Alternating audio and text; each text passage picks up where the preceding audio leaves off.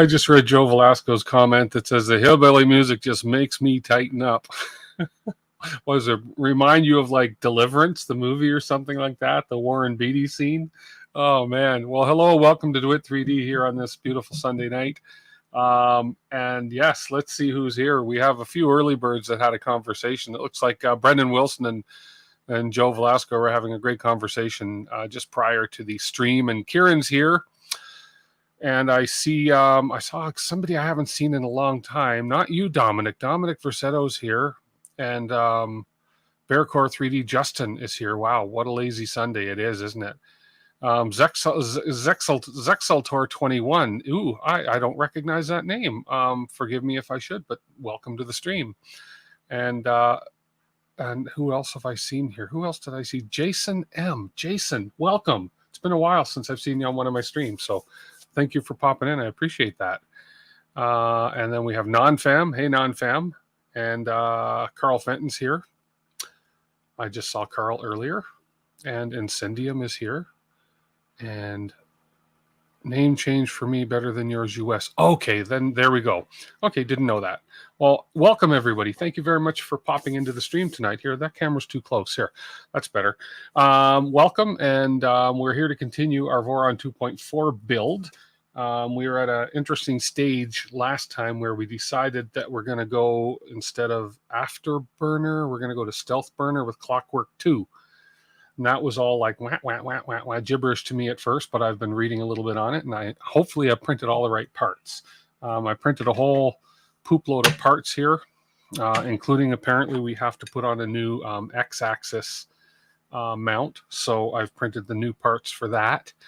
And we're going to replace the one that's on there right now, which is this one right there. So this is going to come off, and it's going to be replaced with, they almost look the same to me, but obviously there's a slight difference, but that's going to be replaced with that.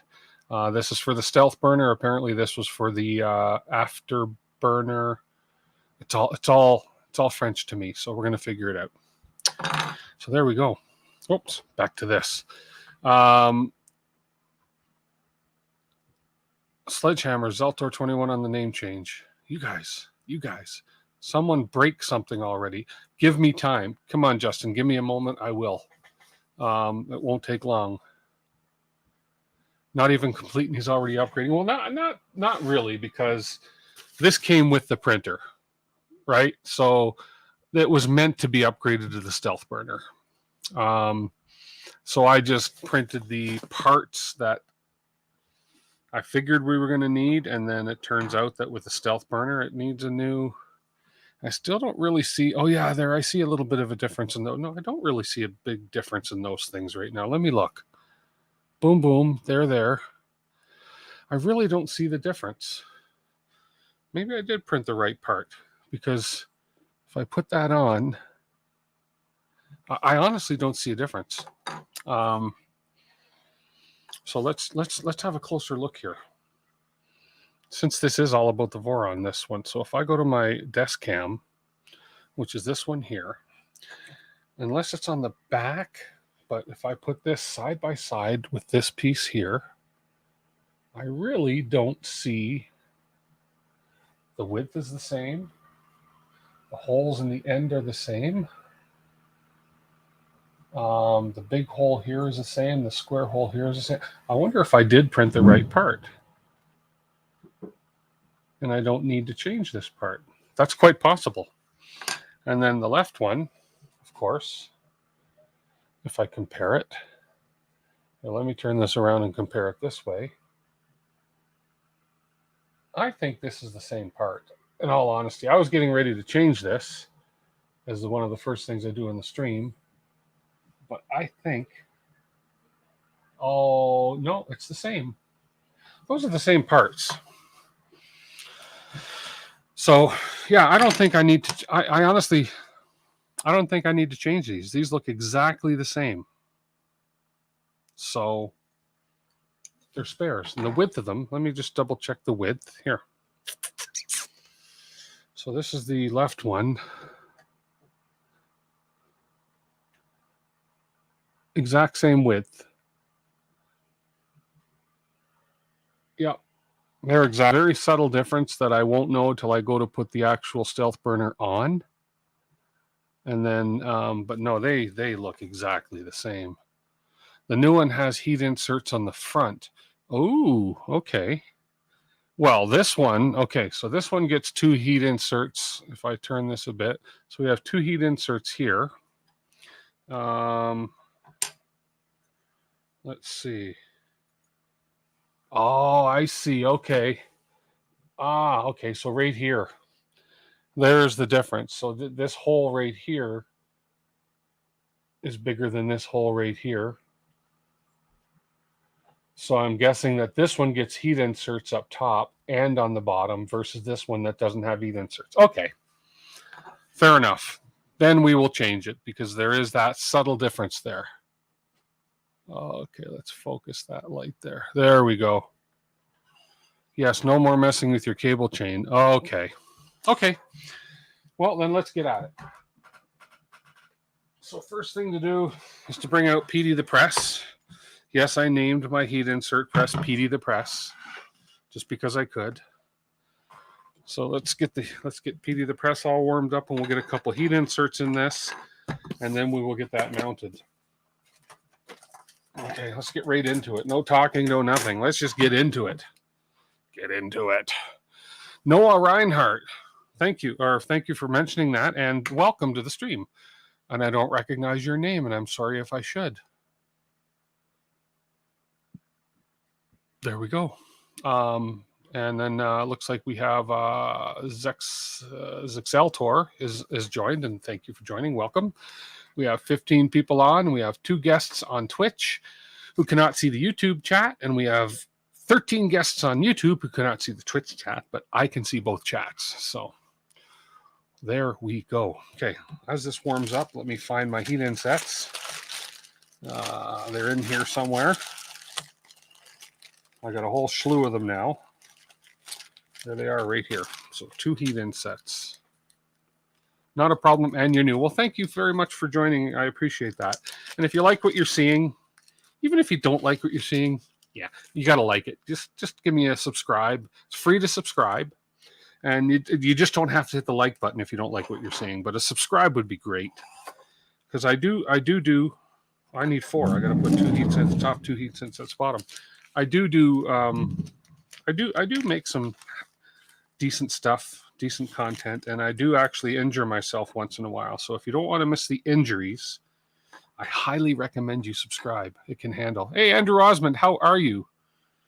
Or hit the like button. No, you got to hit the like button and subscribe. So if you subscribe, you've got to hit the like button. And if you hit the like button, you've got to subscribe, because if you don't do both, if you hit the like button and you're not subscribed, after 5 minutes, your computer crashes. That's just a Windows thing. And if you're on a Mac, I don't even want to go there. And if you're not subscribed and you don't hit both buttons, again, I don't want to go there. Anyways, let's get these heat insets put in. Come on, there we go. That'll straighten out there we go. There's the top one. And here's the bottom one. This is a great little heat inset press when it works.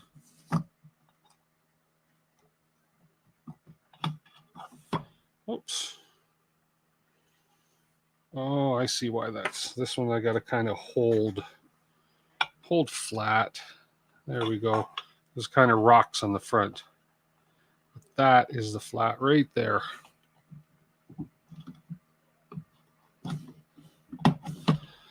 So it's kind of a cool heat inset press made from a Dremel drill press. I really like it, but I really like the one that who was it? Was it Teaching Tech? No, it was Vector 3D. I love the one Vector 3D had, and I may look to make one like similar to what he's got.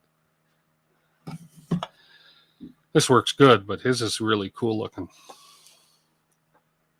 Yeah, both Windows and Mac. Bring it. You got it. Popcorn, buttered, and salted. Bring it on. Okay, cool. Get ready for burn finger. That one did get a little hot, but I appreciate the confidence there, Joe.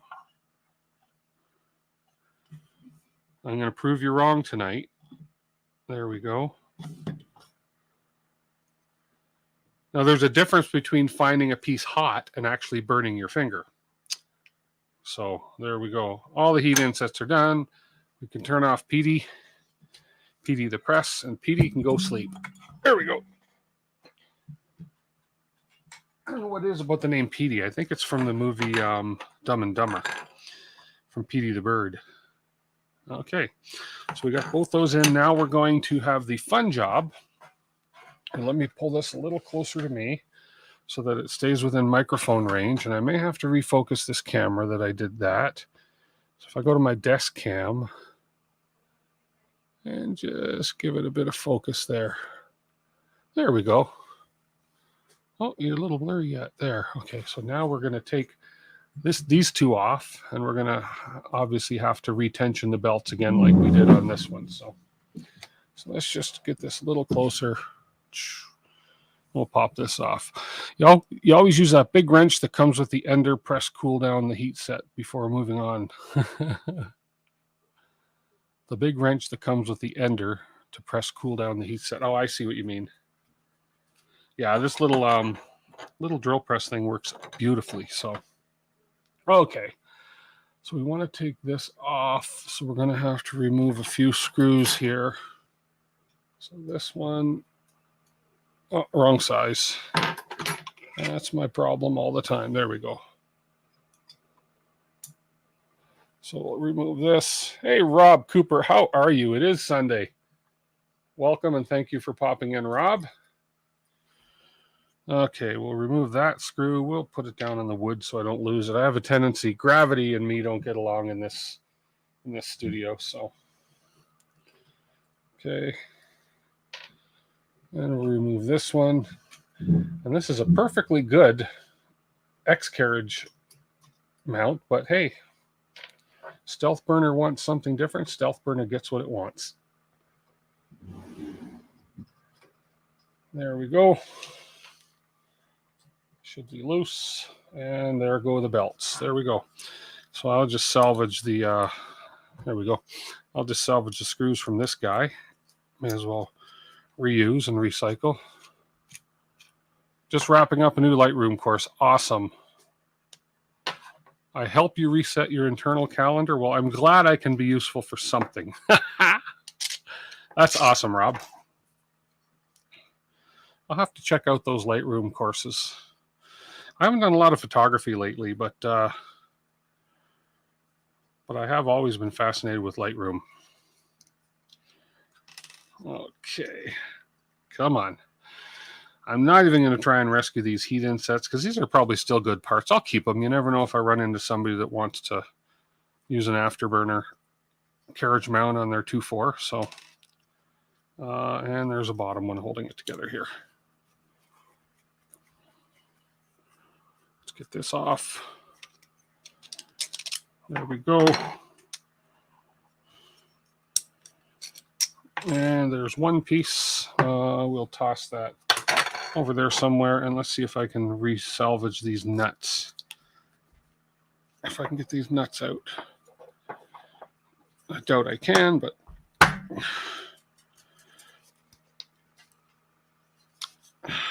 no, those are in there pretty good. No, those are in there pretty good. I'll just get some new nuts. M3 hex nuts, and of course I only have one piece left there. Well, let me try and get one. I got more, but I just don't want to. I'm not 100. Oh no, hang on. M3 hex nut 7 pieces. Oh, there we go. I just found another bag with 2 in it. You're trying to learn a different CAD software that's meant for makers. Which one? I'm using Fusion 360 myself at the time. I want to learn. Oh, what's that one called? That one that's made by. It's also made by the same people that make Fusion 360, but it's a real simple one. I'm trying to remember the name of it. But anyways, I'd like to learn Tinkercad. It's Tinkercad. I want to learn Tinkercad eventually. Some monkeypox people are looking for new nuts as well. There you go. I don't know how to respond to that. You just updated your YouTube channel header as well. Very cool. Okay. Okay, there we go. That nut's inserted. I like using this is my favorite method, is just for putting these nuts in, is just inserting them with the longer M3 screws. And I just call them the pull in place nut method. And that one went in real easy. Okay, so this is our right. This is our left. So we have to make every effort to get these belts back in properly. So let's go back to the desk cam. There we go. Okay, so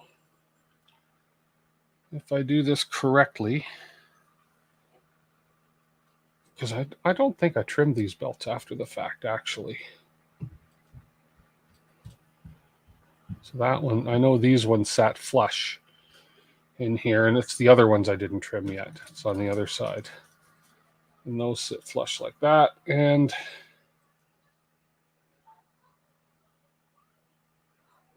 just like this. Let me grab my free subscription for 360, but I've been mainly learning FreeCAD. Okay. Just started learning Onshape. Okay, cool. I've heard of Onshape. I haven't not seen it or tried it. I've just heard of it. Okay, am I on the hole? There we go. That felt like it gripped. Okay. I've been learning Fusion 360 a fair bit. I'm actually quite comfortable with it, but it is so powerful. There is so much that you can do in it that I don't do. There's just so much you can learn from it. There we go. Oh, hello. Hang on a minute. Hang on a minute. You've got to, if you're going to do the special guest thing, you got to do it right. Come here.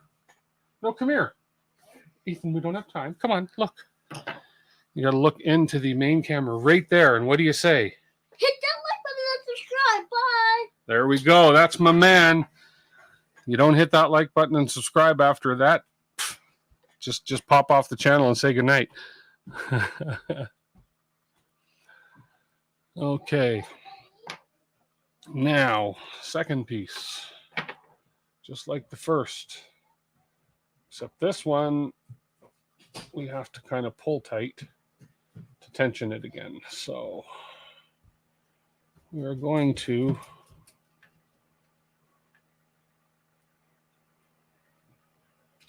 get it as close as I can.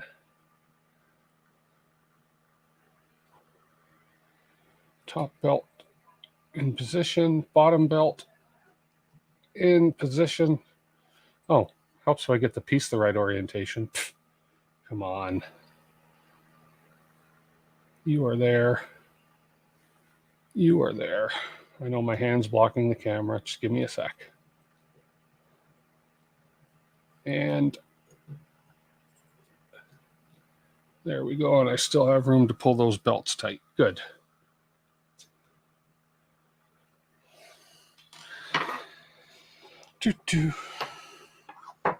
Well, and of course, one of the nuts fell out as I lifted it up. Build part 7. Yes, part 7. This is a long build, Rob. Now, this printer doesn't take, I would say, based on what I've done so far, you could probably build, there's people out there that can do it faster, trust me. I could probably build this in 15 hours if I sat down and just built it. But because I'm doing it live, it's not as quick. And anybody out there will tell you that streams live that you'd lose a lot of quote unquote hours waiting on part 33. You got that pretty much right, Justin. You lose a lot of hours because you stop and talk and you read the chat, just like I'm doing right now. And I'm going to hydrate because it's very, very hot in this basement. So you stop and read a lot of chat. So I'm hoping my rat rig, which is this guy right there with the green rat head on it, I did that, what, 9, 10, 11 streams before we got it printing. I'm hoping that this one I can get done in 10, 11, 12 streams before I get it printing. So we'll see.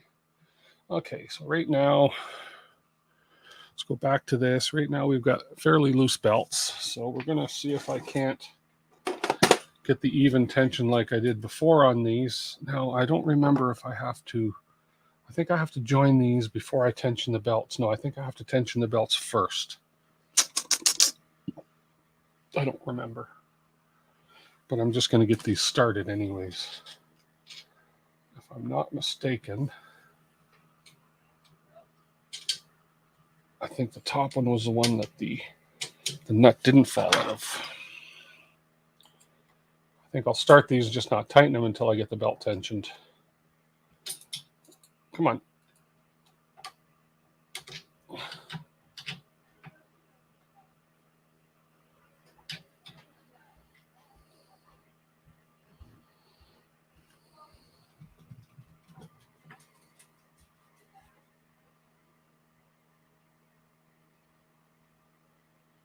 Oh, that can't be right.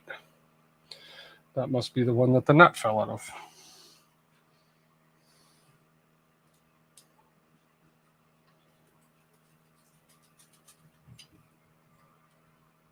Okay, hang on a minute. That just seems to be going quite far.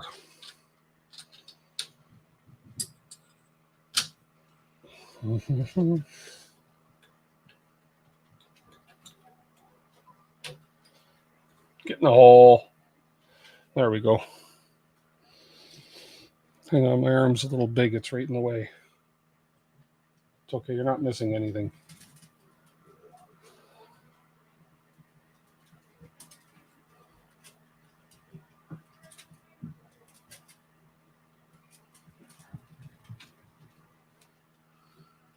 Oh, that one must have.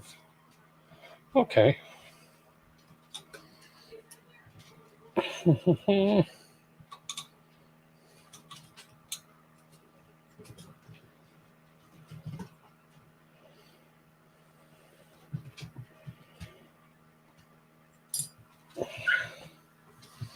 It's the bottom one that's missing the nut.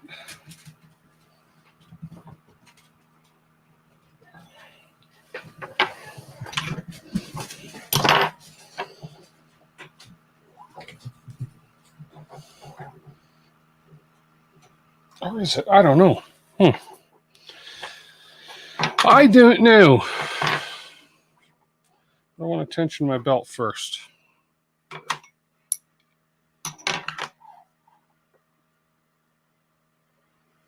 Oh, what stream are you guys talking about? Do you have the Stealth Burner PCB? I don't know if I'm going to use the PCB based on the Stealth Burner. We'll talk about that in a minute. Talking to another guy. Let's just get this tensioned here.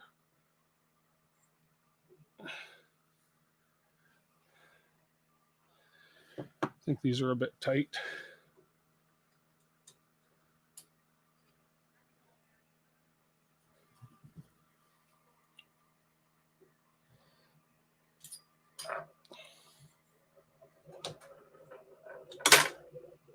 Come on, don't do that to me.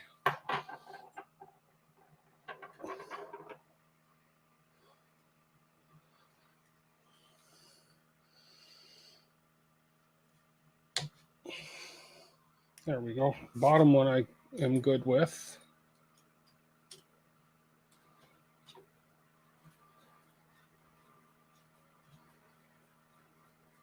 Before I go too tight, we'll just pull the top one a little bit.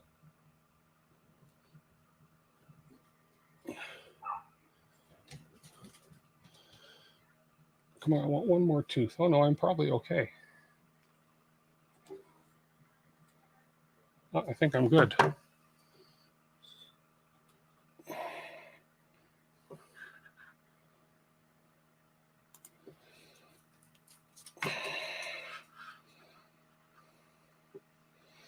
You've been printing for almost 7 years, still don't know anything. And Rob said, you know nothing about 3D printing because you're a bud and I want to learn. 3D printing is an addictive hobby, Rob. There we go. Okay, those belts are nice and tight, but we still have good movement. Okay, yeah, we're good with the belts right now. Okay, now let's work on the these top ones. Somehow I think I screwed up. I think I've got why is that coming straight through so far? That seems very long.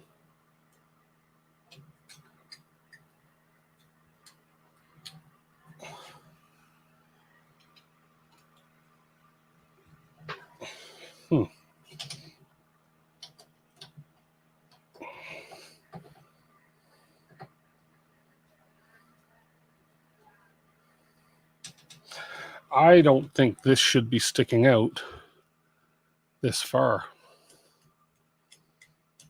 So that's going to cause an issue. So that's obviously taking a shorter nut on that one. Now the bottom one, unless these take shorter nuts altogether than the other one I had on here, but let's just see what the bottom one does here.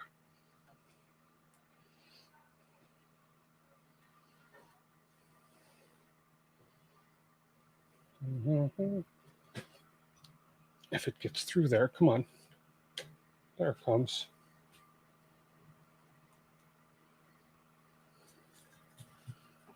I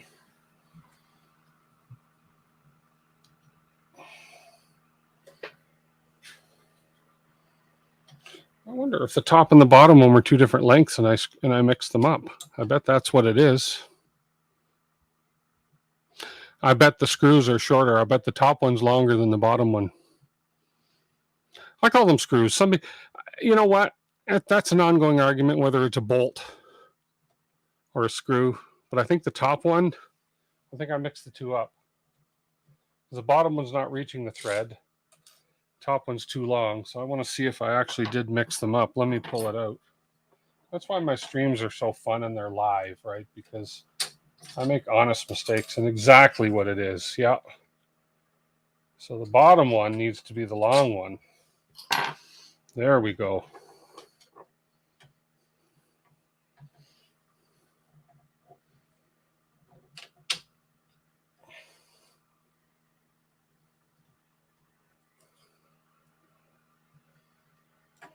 What is stripped? The screw or my... There goes gravity.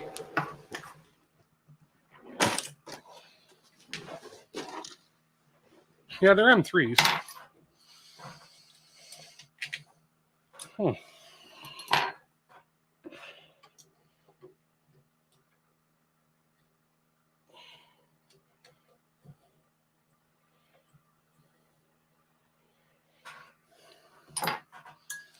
They are M3s.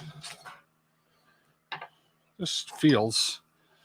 I just want to check this screw. It feels stripped. That feels stripped. Let me replace that. I think that's a 30 or a 40. Let's see. That's the one right there. I'll just toss that one. I am bound to have spares.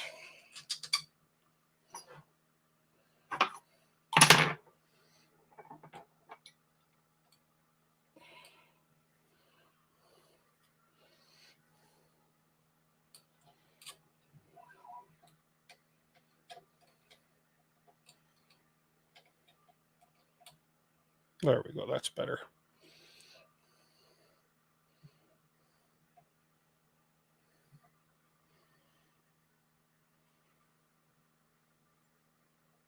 That's still too long. Okay. Okie dokie. That's way too long. That's what came out of the other one.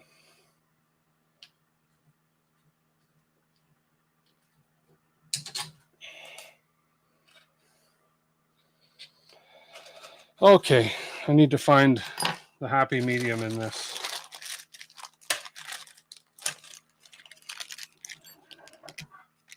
'30s are too short.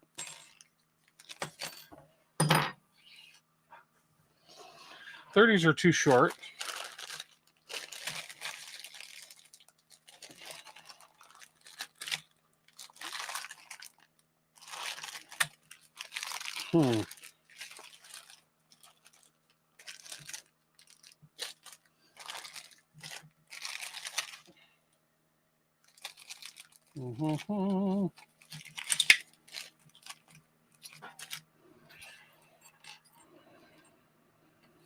And these ones, no, these are probably okay. Let's see. Because they do go deep inside the pocket here. So let's just see.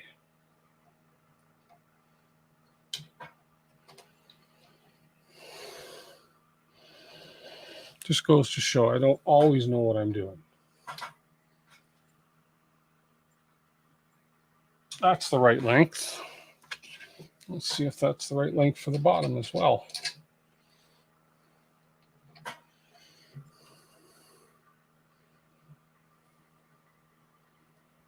Somehow I don't think the nut is all the way in.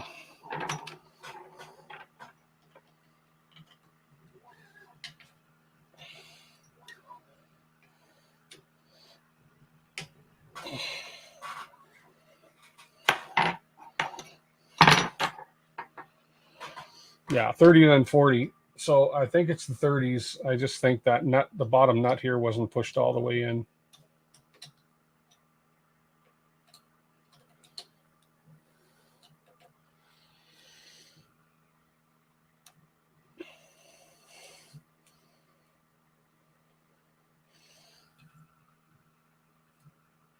And I still don't think it is. It's just not, it's not gripping.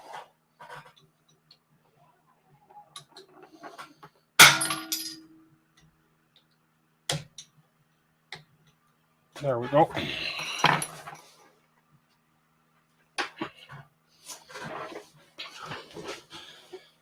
Whoever put round handles on these things needs to be shot. They need to be hexagon or octagon or whatever so they don't roll off my bench.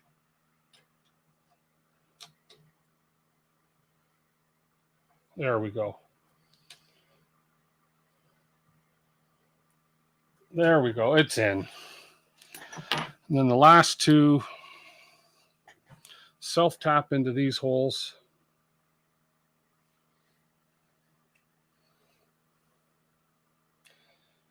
And I believe they didn't want them out any more than, let me check the size here. Let me check the screen here. It said,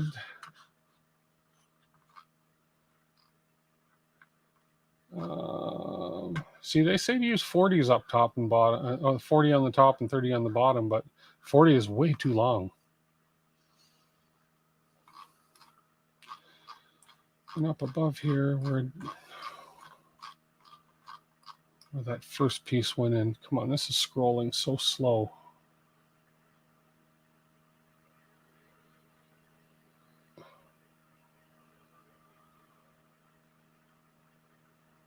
Oh,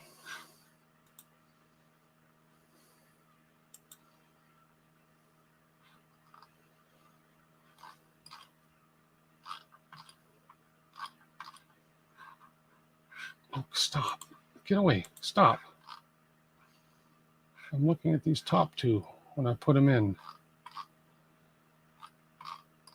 It had to be before.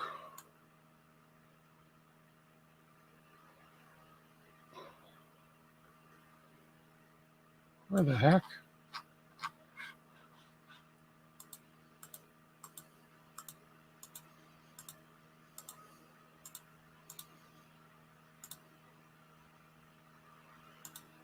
Right there. 3 millimeters. Okay, there we go. That's what I was looking for. The 3 millimeter distance there. Okay. Let's get back up to where we were. 3 millimeters. Check the stealth burner manual. Yeah, I've got the stealth burner manual open. And I believe it says the same thing, 3 millimeters. Just bought a $299 socket set at the pawn shop, $550 new. Wow, got it for $100. That's not a bad deal.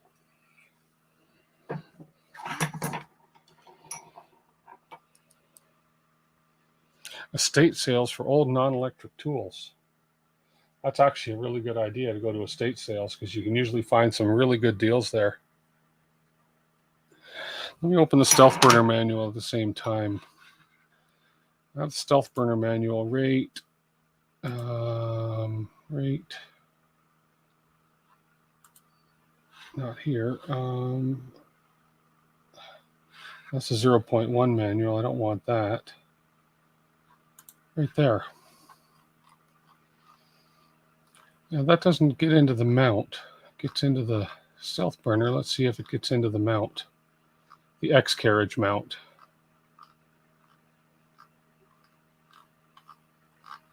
We're going to do all this. Hopefully I have all the parts printed. Maybe the mounts afterwards. No. No. No, then we talk about the LEDs. Let's go right up to the top. There's the first page of it. And no, it gets right into that. It doesn't get right into the mount. Okay, so this is, but I think it's pretty much the same. It's going to be the 3 millimeter distance on this. Let me just double check. It's easy to say, yeah, I can eyeball 3 millimeters, but can I? Who can eyeball 3 millimeters? I know there's going to be somebody out there who says, I can. And maybe it doesn't have to be dead accurate, but let's have a look. Okay, just not to brag, but that's 3 millimeters. And not to brag, but that's 3 millimeters. Okay. So we got this part done. I'm not going to cut those belts yet just because I just don't, I just want to leave. I'll feel more comfortable if I don't cut those belts yet. There we go. It has it. Which page? Maybe I scrolled through too quick. Let me just have a quick peek here. I'll just put this full screen so you guys can see what I'm looking at. This is the stealth burner manual. So we get into the burner. We're building the burner itself. We're doing some heat insets. Yay, I get to do more heat insets.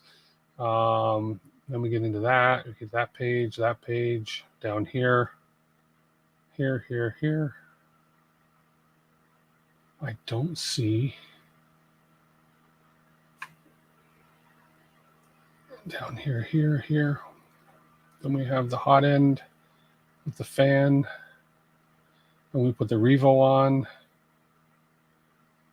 And we put it all together. Then we're going to do the case with the LEDs. Oh, I didn't print those. There's a few parts I didn't print there, but I don't know if we'll end up getting there tonight or not. So we'll see. And that's it. 50 pages. I couldn't find it. Again, unless I missed something, which very, very well could be. You know, you guys know me. Those who have been watching my channel long enough know that past LEDs show more pages. Oh, does it say show more pages? Oh, more pages. Oh, well, that helps.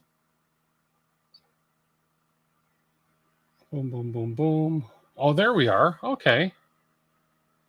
Heat insets. I've got that other little part done already too. This little dual two-piece thing. I think that's the same as the one I had before. And then mount it on. And 3 millimeters. Okay, so which is what I did, which was the same, was a 3 millimeter spacing right there. Okay, cool. I didn't notice the see more pages button down there. Okay, good. Well, we're okay then. So here's where we're at now. Let me take a drink. Thanks, Zeltor. I'm going to call you Zeltor. Do I ever do a 3D Q&A? I don't yet. I've been toying about getting in on that, but I don't yet. There's a couple of people that do. There's one guy, Richard. He hasn't been on in a couple of weeks, but he does one every Sunday at noon Mountain Standard Time. It's called The First Layer, Ask the First Layer. So he answers questions as well. I, in the past, have not, because I'm still learning a lot of the basic stuff I'm okay with. The advanced stuff like this build I'm doing right here, I'm still learning as I go, as you see. But maybe eventually that wouldn't be a bad idea, because I could learn on a Q&A stream as well. So that and the way to learn is to do, and the way to learn is to ask and do and try and teach others, and you learn as you go. So, which is kind of what my stream is all about. Okay, let's get into building the stealth burner. So I'm going to switch to, hopefully I got this positioned right. I'm going to switch to this camera right here. And we got the instructions up on the top right there. I can get rid of this camera out of the way for now. I have too many cameras. I never thought I'd ever say I have too many cameras, but I do. So I'm going to pull all the parts over. Sure it's not GMT Carl. Only you and I on this stream, I think, will understand what that means, Carl. But yes, I learned a lesson today about time zones. So here we go. I did learn a lesson today about time zones. And I know darn well you guys are over in the UK, so I should have known that there's no way you're going to be on the same time zone as me. But then again, you never know. Well, like you do know. Most smart people would know. So here we go. Here's all sort of the parts. A lot of these parts are ADXL mounts that I don't need. I just printed every ADXL mount in the book because I wasn't sure which one I would need. And apparently now there's a different ADXL mount I can get from all these. So let's flip to the first page. I believe we have to do some heat insets first. Not necessarily. So we're looking for the ADXL sensor mount, which I'll just use the standard one to begin with. We have the stealth burner. We have the tool carriages, which I've got. And we have the Clockwork 2 extruder, which I'm going to do now. From what I was told, and this was Tomorrowland, so it's GMT plus 8. So Tomorrowland, so you're 8 hours ahead of me. 3D Make It is a good Canadian stream too. Okay, cool. Yes, I have heard of him too.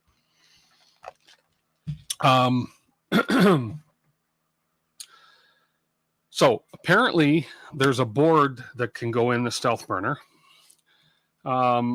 which I believe I did get a board, like a breakout board, a daughter board or something, but apparently it cannot work with the Clockwork 2. So, and the only difference, and this was coming from,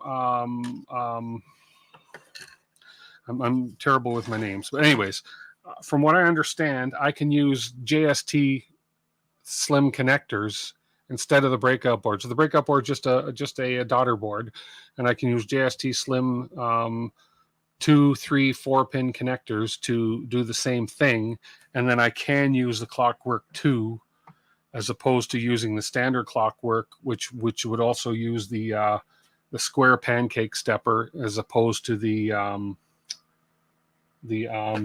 round one from LDO Motors, the round one. So yeah, GMT +8 is 2 hours behind us. Canada, we're GMT +6. Oh my God.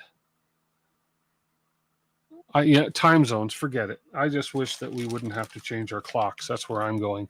Okay, so we're going to move on. Overhead. Oh, you have a board that's compatible and extra you'll send me. Okay, that'd be great. I heard there was one out there. What I have for boards, let me show you. It came in my...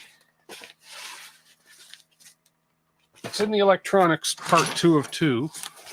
Again, I'm new to the Voron 2.4, so this one came with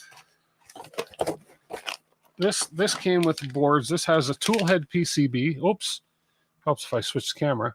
So this has a tool head PCB, an XY end stop, a breakout PCB, and an LED junction PCB, which is fine. So the ones that I'm thinking is the tool head PCB and the breakout PCB. I'm not sure where they go at this point in time, but I would assume the tool head PCB is the one that I received for the afterburner versus when I'm going to the stealth burner.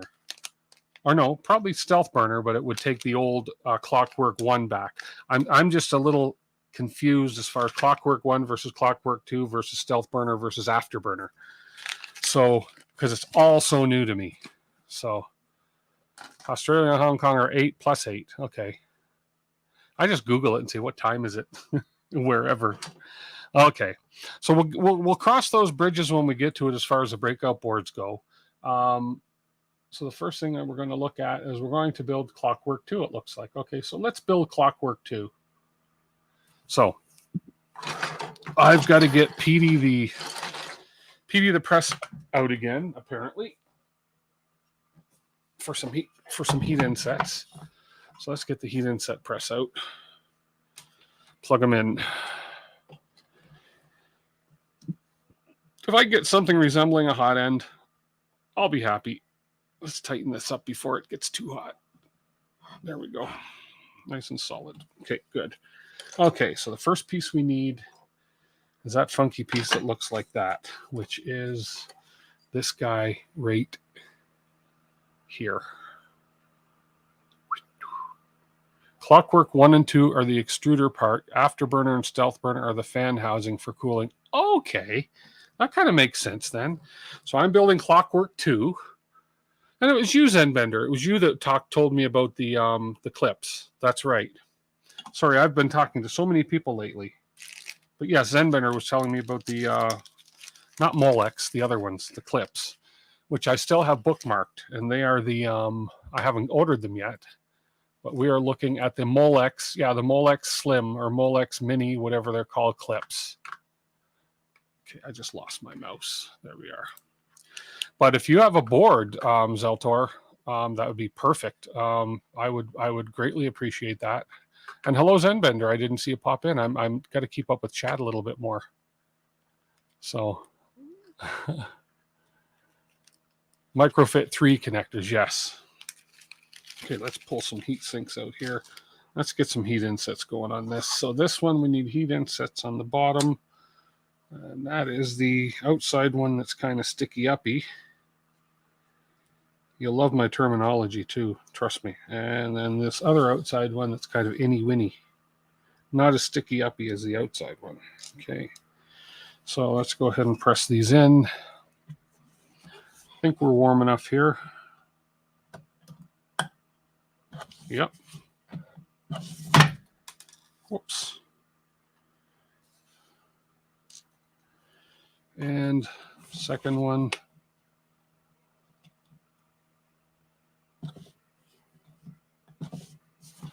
There we go. Oh, that's hot. Yeah, not a burn hot, but it's hot. I got to go in just a tad further. I don't want that sticking out at all. There we go. Okay, there's that one. And then we turn it over, it looks like. Are we turning it over, or is that another one on the inside? I think that's... See, this diagram on the right kind of confuses me, but I'm not hard to confuse. In all honesty, do I Control plus to zoom in on this, or no? What's going on here? Oh, Control minus. There we go. I'm going to click on this window. I just want to have a peek at this guy here.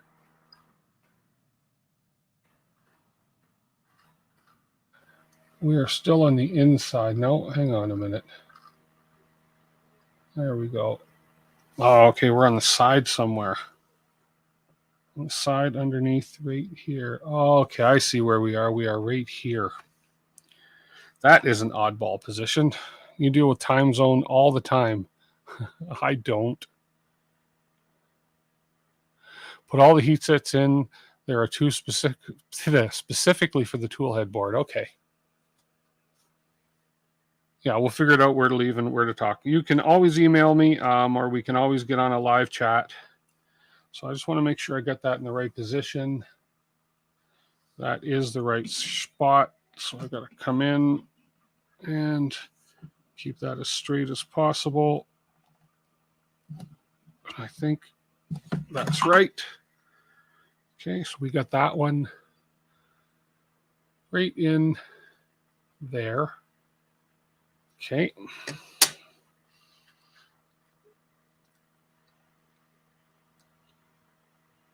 Okay. And then the next one, we got some more heat inserts to put in. Perth is GM8 always. We do not do DST. Oh, so you don't change your clocks, Kieran. Okay, cool. Hey, Rex Waldy, no problem at all. You're never late. You're always just on time. There's always a reason. Always a reason. If I miss your comment or it's a question or something, post it again. It just means that I'm focused on what I'm doing. Okay, the next piece is this guy here, which is that guy right here. So this is part of the clockwork too. Woo-hoo. Okay, so we need a heat inset right in front of that funky looking groove right there. And we need one on the bottom left of that big funky hole. Right there. Okay.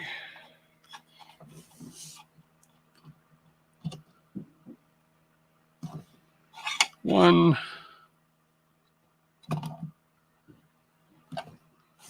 Two. Okay, we're good on that one. So there we go. 2 heat insets in there. Now we need one on the end, on the bottom end here. This one I think is an optional one, but we'll see. So these ones, so we'll just put this one in the end. We got some special instructions coming up on some. Okay, I got to raise my iron a bit.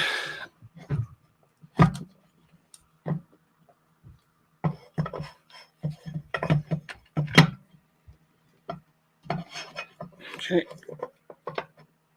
There we go. Did I raise it enough? Yes, I did.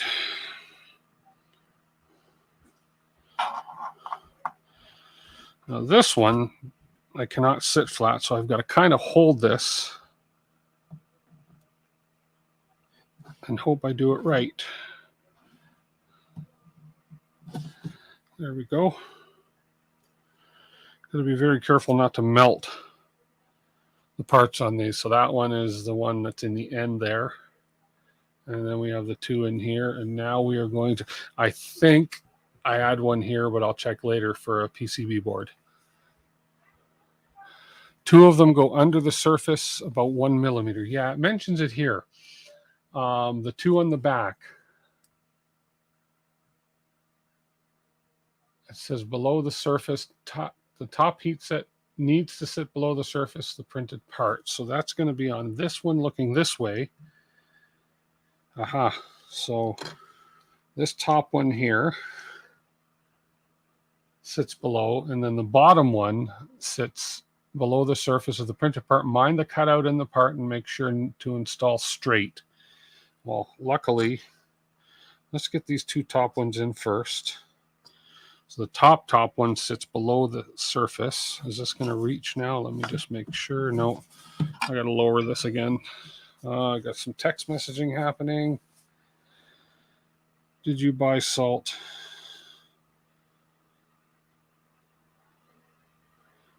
Yes. Okay, and I got to lower this. Yes, I bought salt, but I bought salt for our salt gun. We have a gun that shoots flies.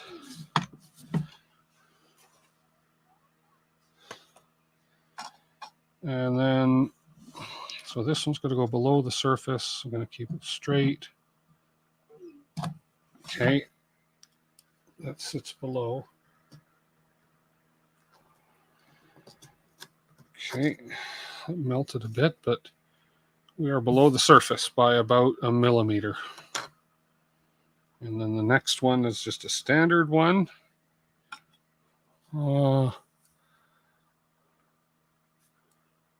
Seriously?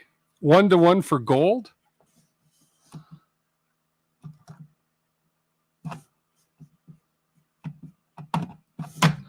I use it for, we have a bug, it's called a bug assault gun. You load it up and you can get flies with it from like a foot away.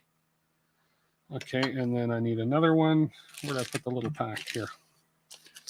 So the bottom one goes below the surface. Mind the cutout in the part. So if I look at the other side, okay, I see the exact cutout they're talking about here. Okay. I want to go below the surface, mind the cutout in the part. Make sure to install straight. Well, this one I will make sure I have a steady hand. I'm going to go below the surface a hair. There we go. We're below the surface. And I can just see little part coming through that cutout they were talking about. So we are below the surface on that one. And we are below the surface on this one up here.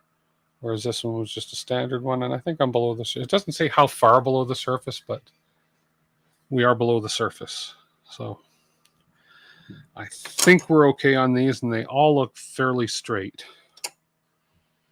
Perfecto. Good.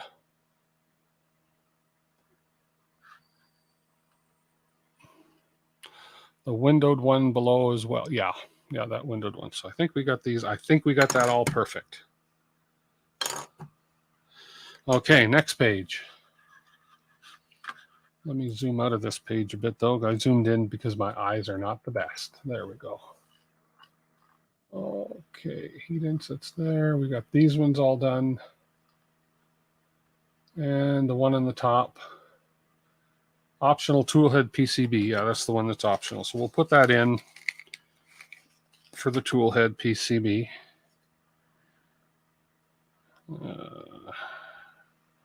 Anything that says optional anyways, I generally put in because, you know, you have it there if you need it. And if you don't need it, you don't use it. Okay, we're going to raise this again. The only hassle about this one is, depending on the length of your part. Okay, why is that? This looks bent again. I have a feeling that I'm heating this too high.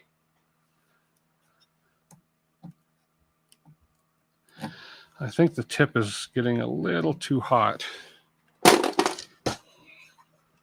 Okay. Temperature on this, the temperature reader on this iron is not the best in the world.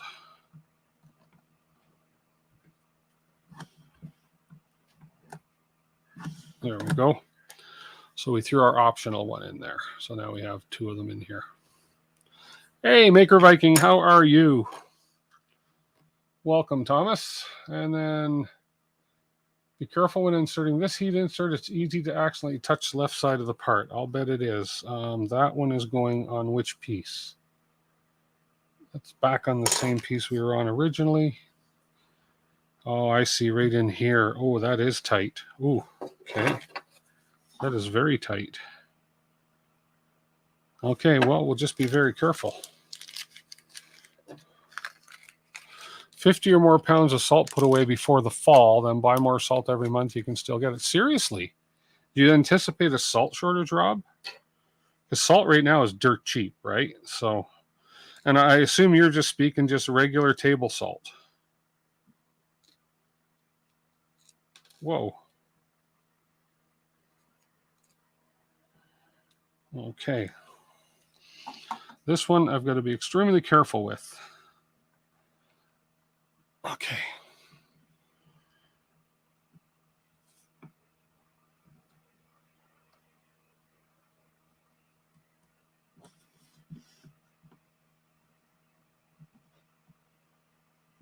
Oh.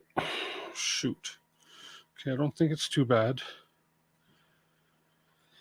It's in, and I just touched the edge of this just a hair. Just a hair. I think we're okay. I just nicked the edge of that. You can just see right kind of right there. Just cosmetic a little bit. And I'm not gonna cry about it. At least not on screen. Okay, generic cable chains. Okay, mine's got the 2. I printed the one with the 2 because I know all my chains have 2. And so we're going to put, so we have it going this way. And we put 1 in the bottom on the end. Below the surface on that one too. Did it say that? Okay. I'll push it in a little further. I'm just going to be very careful. I'm hoping that's even straight. It should be.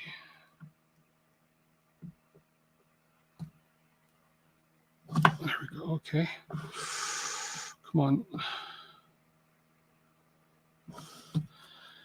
Okay, we're below. Oh, and I did melt a little bit more here. That is extremely tight. That's okay. I can clean that up a little bit. Not worried about that at all. That outside part, yeah, it's not bad. Okay, good. Well, good. Can you print salt? No, I don't think so. Regular table salt will be valuable for bartering, but pink salt is better, and real salt. Brand salt for the mineral profile supply chain shortage. Without salt, you're pooched. Ah, interesting. That's interesting to know, because salt is super cheap these days. I have a lot of pink salt. I buy a lot of pink salt. I had to get the white table salt for the gun I'm using, for the salt gun.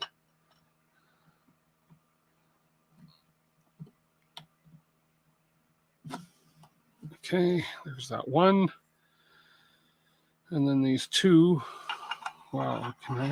Is there any way I can get this in the top? Actually, I can.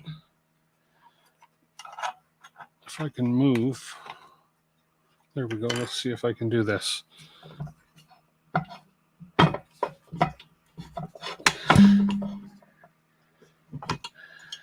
Down and over.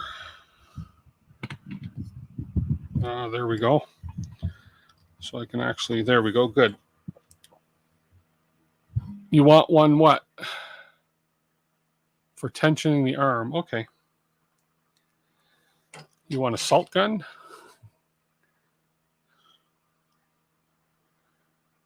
And 2 of these in here.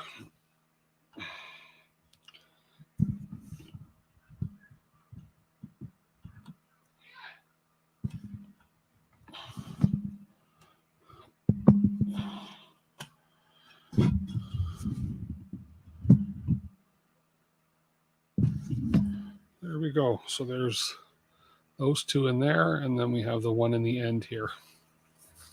Okay. Okay. More heat insets. V2. Trident and Legacy. Use the same printed parts. Extra parts are included for switch wire. Okay, we're fine. And a few more heat insets here. Okay. These are on the accent printed parts.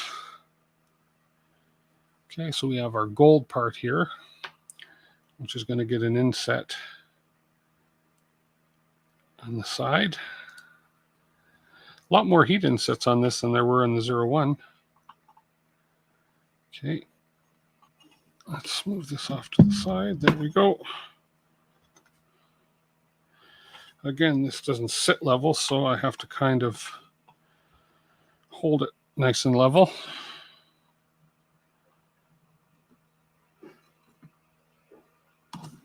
There we go. Put that one in. And then there's this part in the end.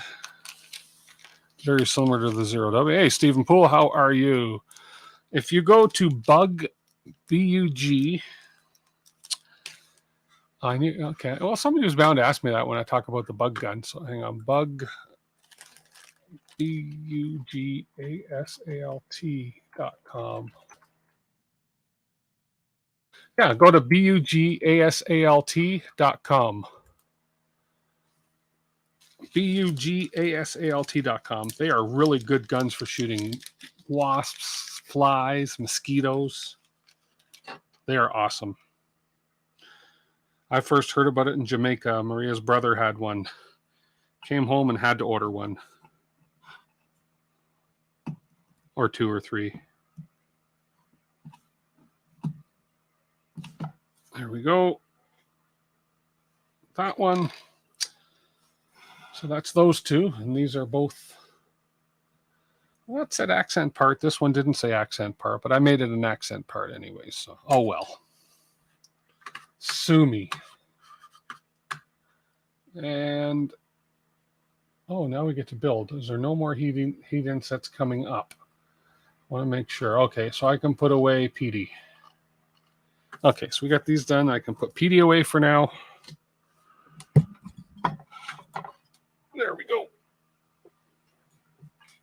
And he's away. Let's see. Does it help to have a bit more light on my table? It might. Okay. Going to take a drink break.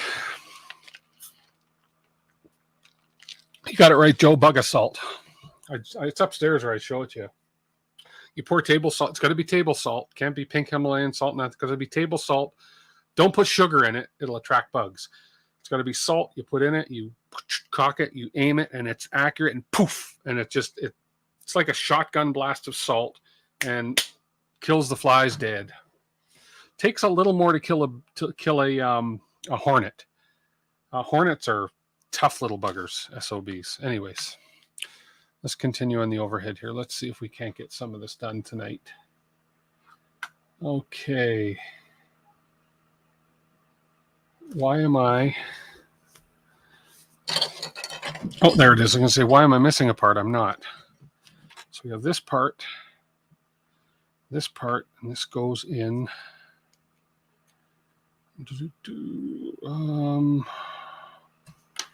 Hang on a minute. Make sure I get the right parts going here. Oh, I have 2 of those. Oh, I printed 2 of some just because. Okay, so this one here. You go down to the bottom facing up.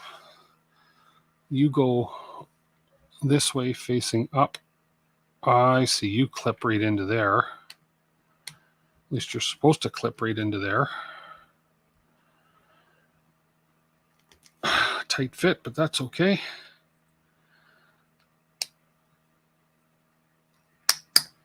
Just like OJ's glove, not quite going in. I don't want to break it. Let's see.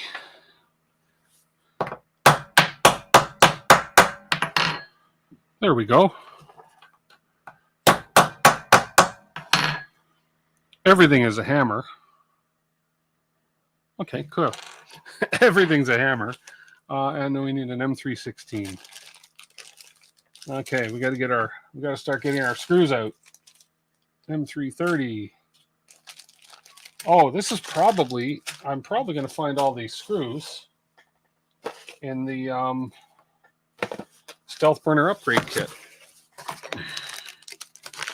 Because this came with a whole schwack of screws. It stuns wasps long enough for you to step on them. Yeah, there you go. Yeah, that's tight. Yeah, that was tight, but it's in. It's on. There's not a lot of tolerance when you print those. And Rob, if you're still here, just so you know, this your typical 3D printer that you would buy this is not your typical 3D printer that a beginner would normally buy. This is a kit called a Voron 2.4, and this is basically you buy a kit and you do what I'm doing. You put it together, follow all the instructions, put it together. And yeah, and I would never have done this a year or two ago, but I got so comfortable with my other 3D printers that I said, yeah, I can build a kit. So I just decided to build a kit. Here we go. And then this is my 4th kit that I've built as far as building printers from scratch, from kits. Sorry, no 5th, I guess. I would consider the oh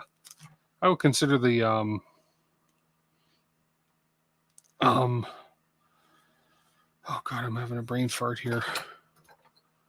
My M3, my MK3, my Mark III, my Prusa Mark III, I would consider a kit. M325 is used most. Okay. This is the M316, so we're screwing this piece together. And I'm just thinking to myself, why didn't they just print this as one piece? And I can look and see now why they wouldn't have just printed this as one piece. Is that together? Yeah, there we go. I see where that's going. Okay, cool. Okay, we got that in there. Tolerances, extrusion multipliers, and U. This part has tight tolerances. If it doesn't fit together well, the printed parts are likely over extruded. I made it fit. Okay, now we need the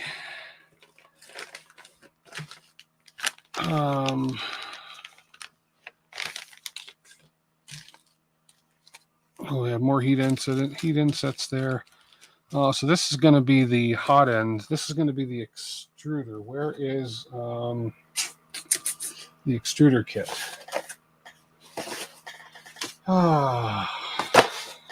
Don't think it's the motion. Yeah, it is in the motion. There we are.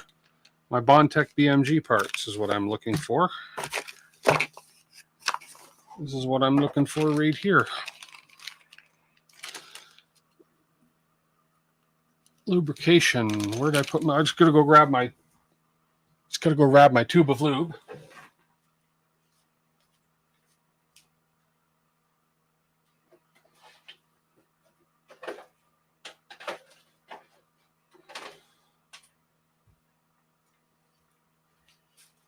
I just did the same thing for my extruder for the 01, my Canadian 01 yesterday. They don't include enough M325s. Oh, they don't include enough. Well, they come with a spare part kit. So they have a kit here called Backups, which I'm guessing is going to have some 25s in it. And I have literally a box full of spare parts from the 01 builds. So I'm using the Stealth Burner manual, yes. If you look right here, I am using the Stealth Burner manual, Stealth Burner assembly, straight from the Voron, or straight from the GitHub, Voron Design Stealth Burner. Yes, I am. I was kind of very careful about that. I should print the big Ivan Miranda printer. Is that the belt one, Dominic? Okay, let me get my lube out. I lubed a couple of these last night, so I'm going to just... Where's my rag? Oh, my rag is right there. That's okay. I'm just going to...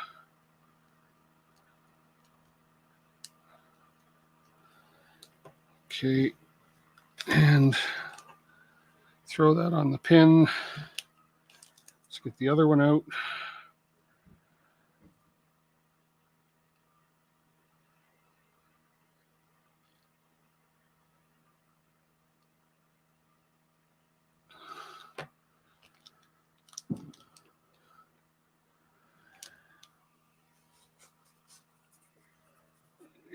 Boom, boom, boom. There's my cap. And my cap. And I am using super lube to lube this, to lube these. Whoops, this way. This is the lube I am using to lube these bearings, which I have heard is just fine. Okay, and then they go inside the one without the grub screw, which is this one here. So this guy is going to go inside here. And that has the grub screw. That's for the motor. Put you aside for a moment. Let's put you aside. And then this is going to sit gear side towards that side. And it's going to click in ideally if we hear the click.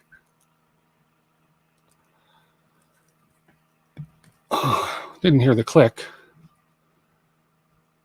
but it was satisfying nonetheless. It's a little bit too high on this side. There we go.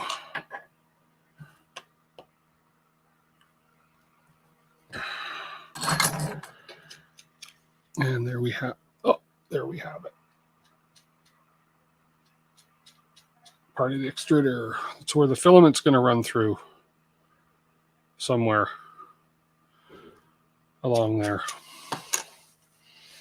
Okay, we have that part done.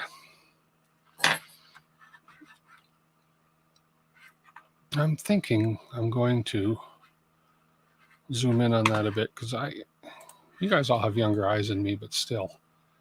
If I go like this, and go like this, and give you a little better view like this. Aha. Look at that. Look how much better you can see the parts now. Okay. Now, mind the orientation. Yes. So they say mind the orientation, and that is the correct orientation based on the drawing on the screen.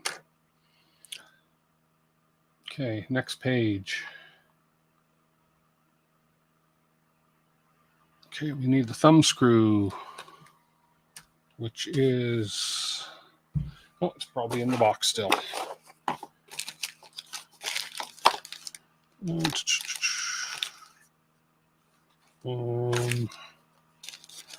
Right there. Whew, I was going to say, I don't see the thumb screw.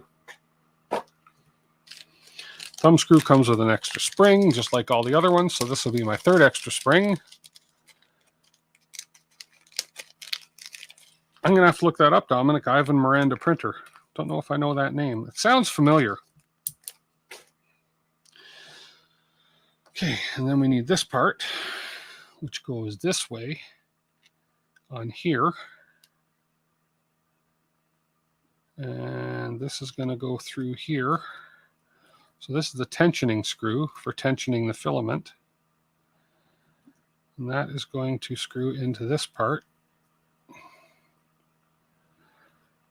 And why aren't you, oh, there's a slot there. That's why you got to fit in that slot.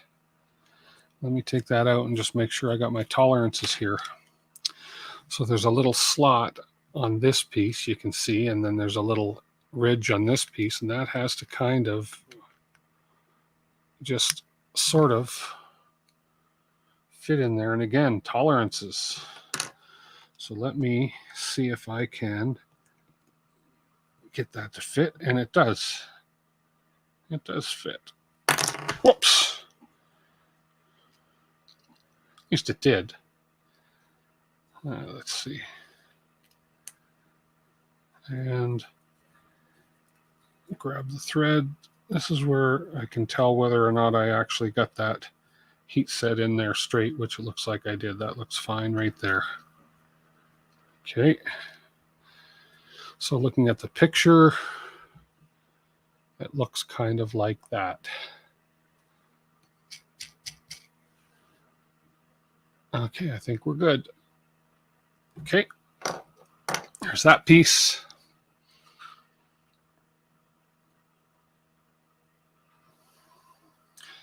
Longer, shorter, stiffer springs will change the tension characteristics and have an impact on how well the tension mechanism works. Consider buying an original Bondtech part, which I'm assuming these are original Bondtech parts. Pretty sure they are, because these LDO kits are excellent. Okay, let's move along. Okay, so we need this part here. And then we're going to get into, where are the bearings? Oh, I think I already pulled the bearings out. So we have the two bearings right here.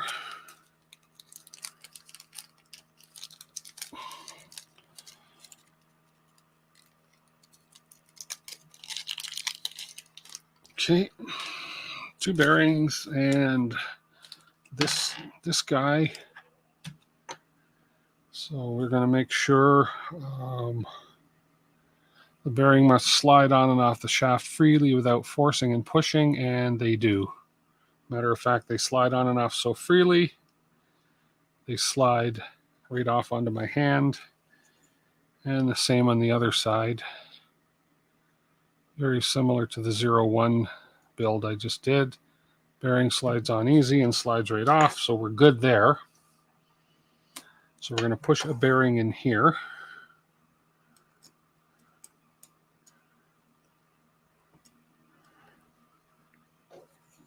Okay, come on. I don't want to damage a bearing, so I'm going to be very careful here. I'm going to use another part. There we go.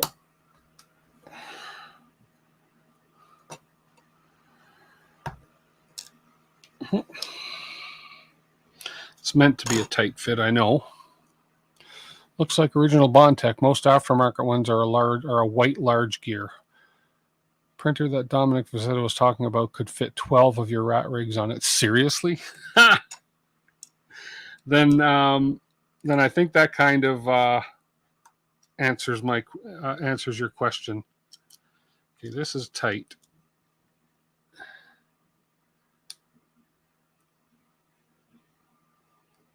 Avoid pressing the inner ring of the bearing. Yeah, that's why I use a piece that's bigger than the whole bearing. So try and get that to start.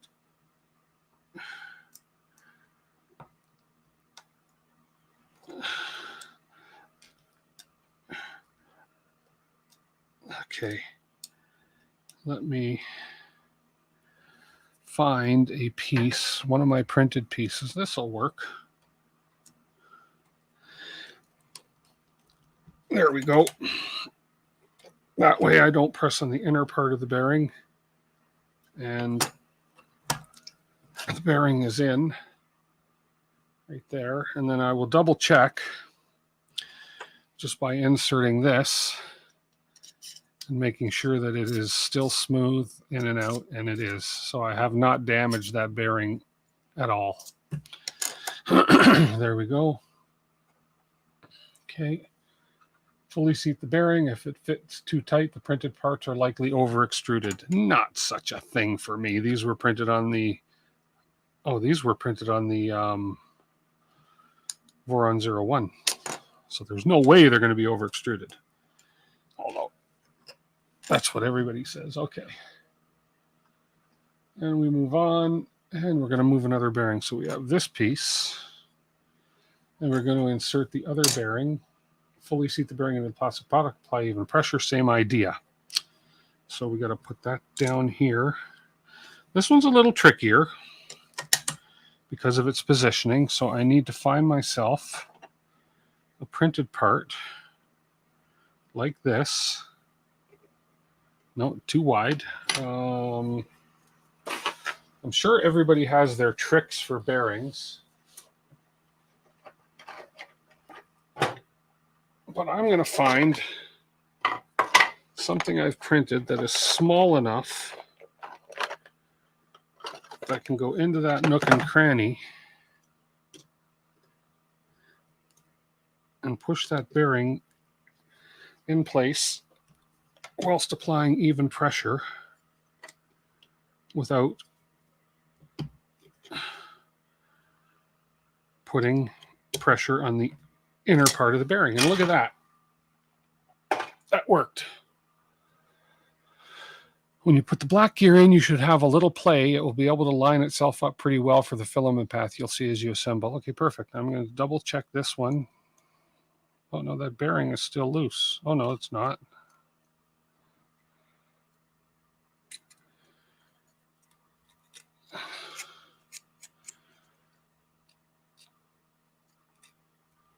Okay, we can still go in and out of that bearing, no problem. In and out, no problem.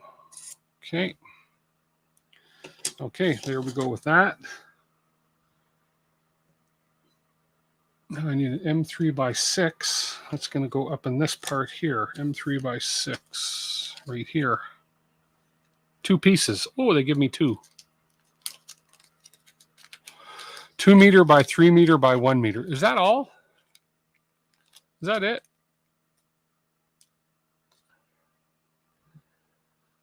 So it still lacks instruction here. I can post instruction here on, or it is the 4th pinned comment on the Voron Discord afterburner. So the instruction manual still lacks adjustments of the screw that goes into the anti-squish thingamajig on page 27. What page am I on? I'm on page 20. Okay, I'll get to page 27. We'll have a look at that. Let me throw this piece in. 3rd time's a charm. There we go. So they're saying to put this screw in here. And I'm assuming, I don't know, tighten it up. Yeah, looks like it. Or just leave it loose a bit. I don't know. Looks like it just stays loose a little bit. We'll see. We'll figure that out in the next few steps. Flathead M36. Yeah, so that's in, hard to see on that light, but that is in there. I didn't tighten it right up, but according to the image on the right-hand side there, it looks like it's right there. It looks like it's still staying just a little bit loose.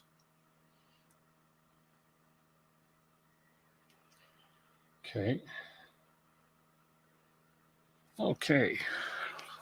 Posting instructions here are on the 4th pin dominant. Okay. Yeah. Okay. We'll get, when I get to that page, Zen, I'll look, page 27. Poorly made gears often cause quality issues for best performance considering original Bondtech. Yeah, we were there. Okay, so we're going to put this gear in on this. I need to find the grub screw. The grub screw is going to be what looks like an empty bag. It's probably still in here. There we are. And the nice thing about the LDO kit as well is they pre-Loctite their grub screws for you. They are so small in my huge hands. Come on, where's the opening? Show me the opening. There we go. And if I can fit this on my 1.5 millimeter wrench, I'll be happy. There we go. And let me just get this started in the hole. And that's a nice snug fit. I'll loosen that off. Now, let's see, do they talk about distance here? Make sure the set screw on the filament drive gear is seated against the notch on the shaft. Yep, carefully tighten the screw. The head is easy to strip. Yes, tell me about it. I don't know any maker who hasn't stripped a screw at one point or another. Not necessarily on a Voron build, but at one point or another.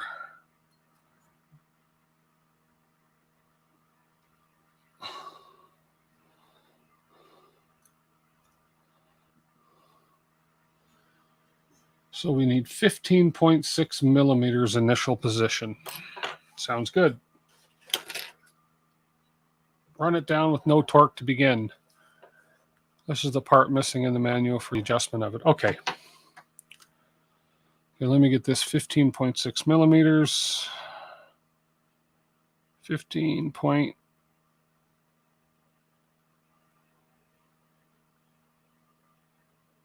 Come on, 15.6. You can do it. There we go. 15.6. So we will from the inside of the gear. So we got to come out. Actually, I should be able to use this. No, because it's from the inside of the gear, which is the flat part.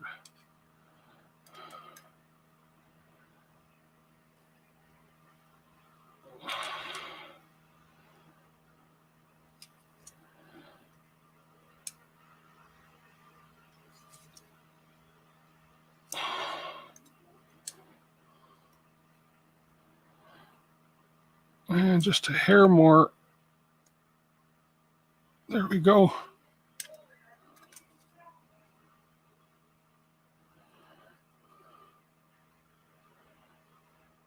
We're good. Okay.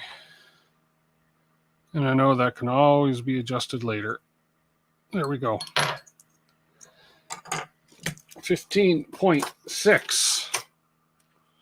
Yeah, as you say, as close as you can get, and you adjust later in the middle of the feed path with the black gear. Yeah. Okay. I'm going to keep an eye out for that, Zen. Okay, we got 15.6 thread locker. Yeah. Common thread lockers have long enough for time to complete the setup without issues. Familiarize yourself with the steps in page 3 before you thread locker. Yeah. 22. So now this gear goes in here like so. Okay. This guy comes on and goes in here like so. Okay, so it looks like I see the filament path there. And yeah, it's not quite lined up with the filament path, but that can always be adjusted later. How far out am I? Come on, light. Yeah, I gotta go more this way. So I can always, wonder if I should adjust that right now real quick. Yeah. No, it's off by about a half a millimeter. I'm going to just do a quick adjustment. I can actually see the path.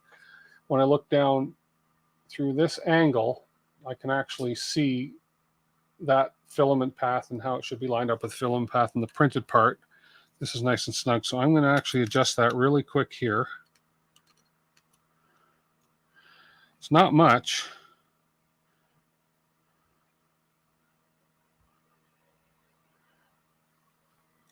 There. Oh yeah, that's much better. That's almost dead on right now. And if I look through the path and I can see, yeah, that way I can actually see more of a round hole going straight through. That's much better. There we go. Just a tiny, tiny adjustment. How much play do I have towards the path? Very little. There we go. I don't even know if you can see in there from that without light in there. But kind of hard.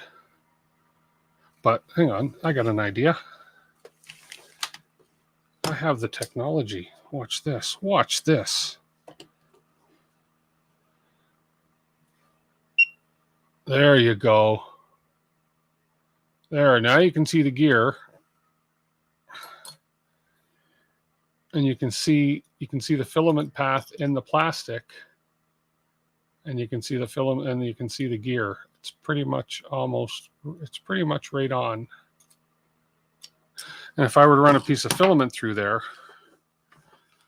I would guess that it would be just fine. Okay, sounds good. I won't fuss over it too much. Okay, so we have this part now, and then we're going to move on, and we are going to put some screws in through this side. Okay, so M3 by 25s. M3 by 25s right here. Here we go. as you said, M3x25s, popular screws. 2 of these. So we're going to go this hole here, and we're going to go this hole here.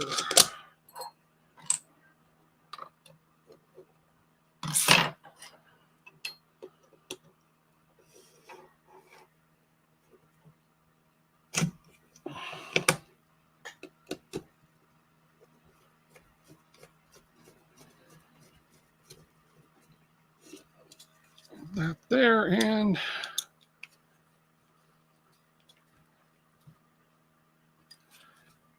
that one there. Okay.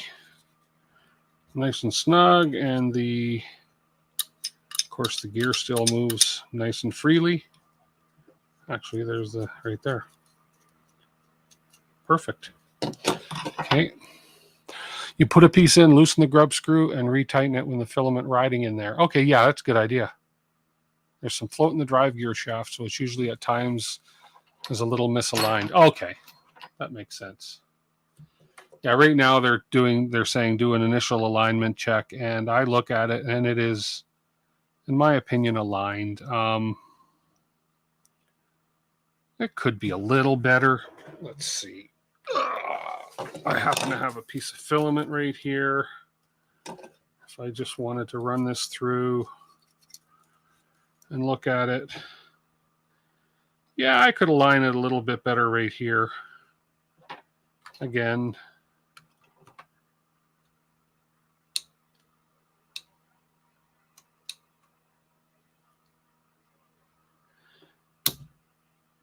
there we go. Yeah.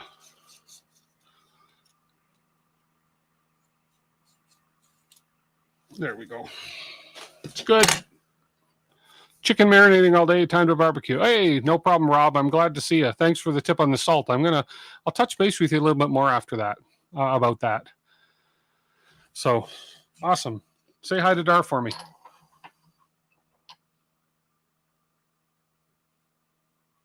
Tighten into the plastic bends and cracks. Back up 2 turns. Discard parts. Reprint and try again. I like that. Tighten into the plastic cracks. Back off 2 turns. Discard parts and reprint and try again. Well, I tightened them, but I didn't crack any parts. All ABS. Strong ABS. I like that, though. That's funny. Okay, and I just did the filament thing right now. I just did the filament thing. So that's, actually, I skipped a step. Okay, check alignment, loosen the screw, adjust the position. Now, check for clearance. The drive shaft must not touch the motor housing. Make sure it does not sit above the surface printed part. Check if the shaft is sufficient clearance when fully seated. And there is nothing sticking out here at all. As a matter of fact, if anything, where that drive shaft, oh, come on, sorry, is coming out, it's inny, as you can see. It's definitely not sticking out there, so there's lots of room there. Next page talks about using a piece of filament. I'm ahead of you. Okay, that's fine. Okay, so we have lots of clearance over here where it talks about. Okay, now they want me to keep a piece of filament in there, it looks like. I think. Okay, I can do that. Oh, let me just cut a piece though. I don't need this whole length.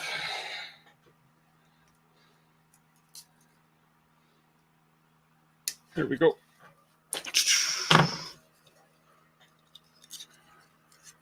So we'll just leave a piece of filament in there because that's kind of what the instructions are showing. I think that's basically to make sure that the path stays clear. Okay, now we're going to take this assembly and we're going to pop this assembly in here. Tensioning arm must move freely. Oh, I see. The tensioning arm comes right under here. And underneath that screw, so it goes in and it sits in a groove in behind.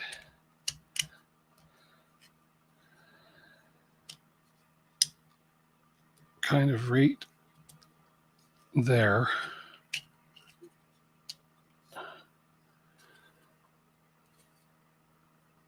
Okay. Is this the page 27 that you were talking about? Not yet.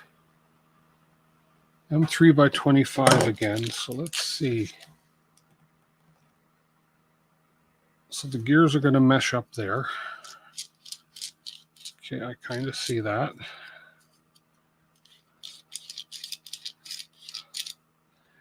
Okay, tensioning arm must move freely. Well, I think I can check that after I get the screw in. Actually, let me check the clearance of this. No, that's not right. If we're putting an M3 by 25,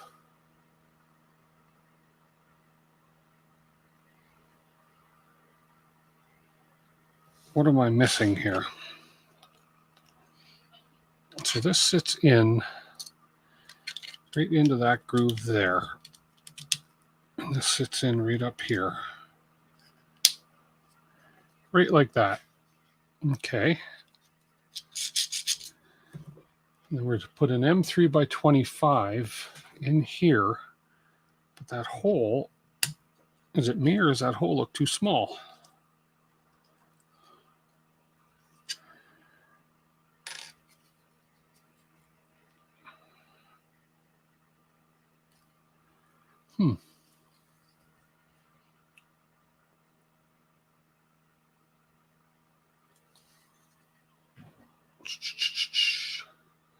Sorry, folks, I'm just ensuring. Okay, I think what I need to do, so it looks like the M3 by 25 is going to come straight through both of these pieces. But this one appears to be too tight right here. Well, it is. It's almost way too tiny. Unless I'm supposed to purposely thread it through that, which I'm going to figure is why they're telling me to do that. Okay.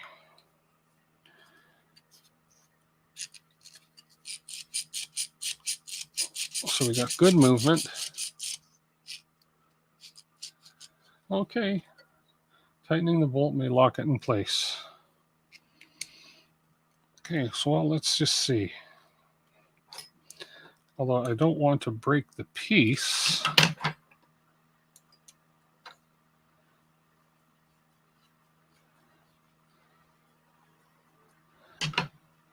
Okay, hang on. There's something that does not seem right here.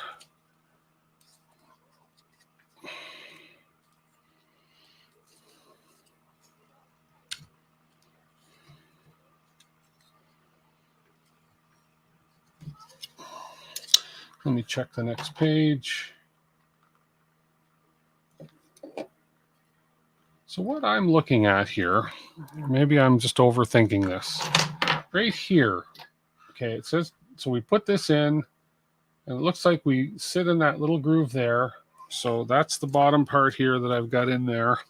And then we put an M3 by 25 screw through, and it tightens into that insert that we put on the other side. Okay, so, but the issue I see is that if you look at this part, other than the fact that it's printed a little funky on the top, I don't know if you can see. Okay, if you look at the back side of this, you'll fit an M3 in here, no problem. But if you look at the front side of this, it's a much smaller hole. And this is the side that the M3 has to start through. So latching it can throw the bottom out of whack. But it's just that that's a smaller hole. And I can even see inside, unless I need to just drill that straight through, there's no way you're going to get an M3 through that hole right there. That's an M2 size hole. And I can even see in the thing, it's definitely a smaller hole Ream the hole out. Okay. Why don't they tell me that? I can ream the hole out, no problem. I just wasn't sure if that was, I mean, that's easy enough. Actually, it's easier if I grab my drill. Oh.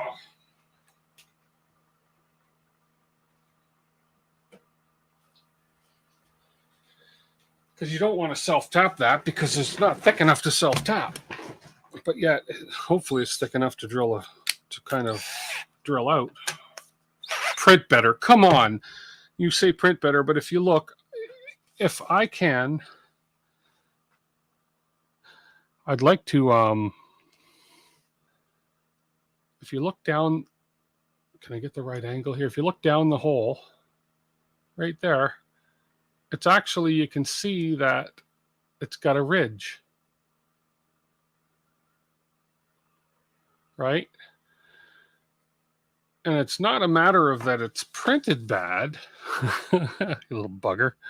Anyways, let's just see what happens here.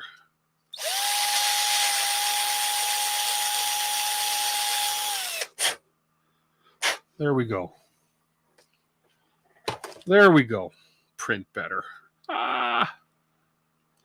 But boy, that's a thin wall there. That's okay. So now it should go in, just like it said. Settle down in that groove. This goes up. Now this screw will fit in.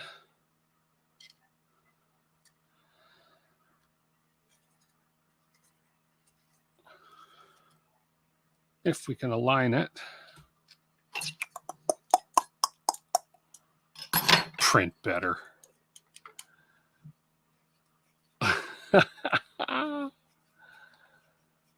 Oh, it's normal at times to have to ream out holes. It's probably a purposeful thing.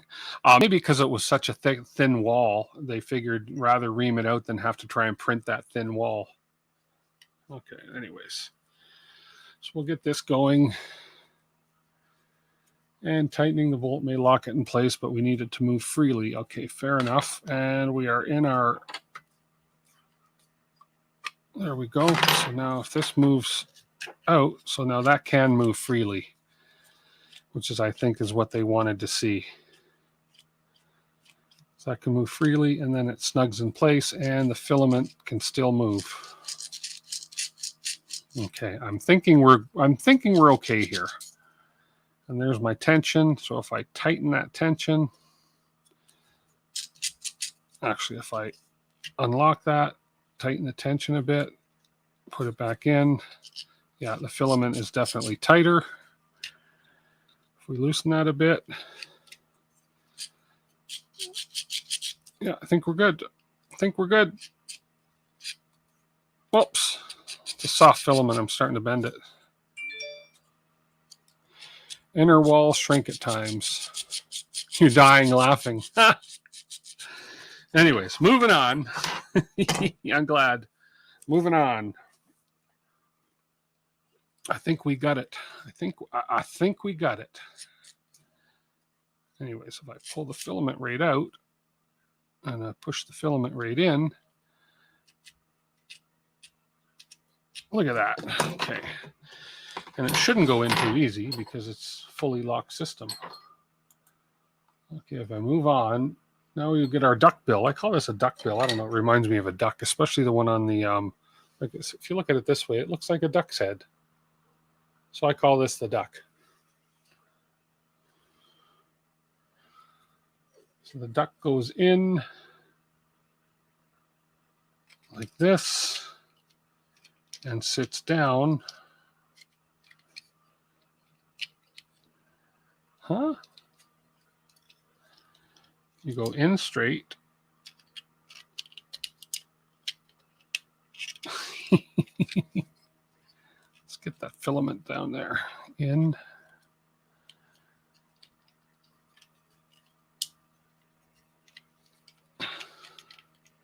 Seems like a useless duck.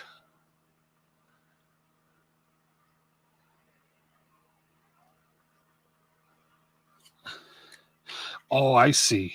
In like this. In like this. Oh, and then the screw goes Oh, you've got to snap it in. It's got to snap in or something.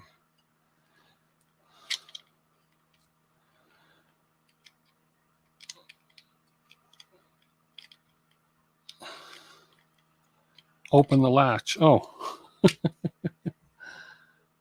Open the latch.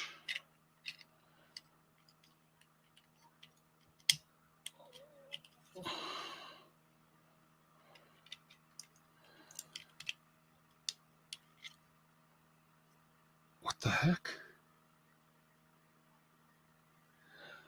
So which side am I looking at? This side here. Oh, okay. This side here. Oh, helps if I put it in the right way. I was putting it in backwards. Okay, I'm okay now. I'm okay. Let me guess, an M325? Yeah. I was putting it in backwards. Come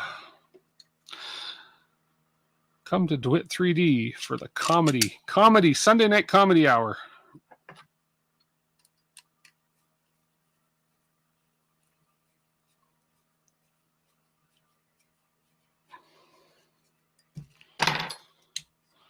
There we go. So we have that. That latches up. That latches down. Like that. That makes the filament path nice and snug. That kind of locks this thing in. Does it actually click? Oh, it does too. Well, that clicks it right in. Then we unlock it. We can adjust the tension. I don't usually have tight tension. And then lock it in. Ah, that kind of makes that extremely tight, but passable. Yep. Mind you, I am... Oh, that filament's soft.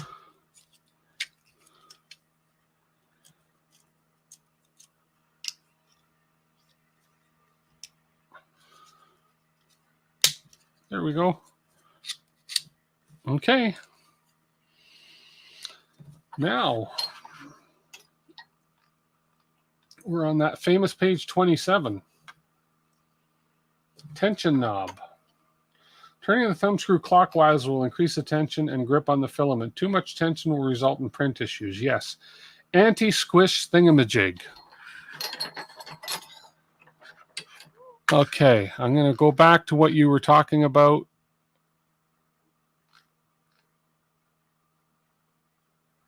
I can paste the instructions here or the 4th pin document in Voron Discord Afterburner Stealth Burner question channel. Okay.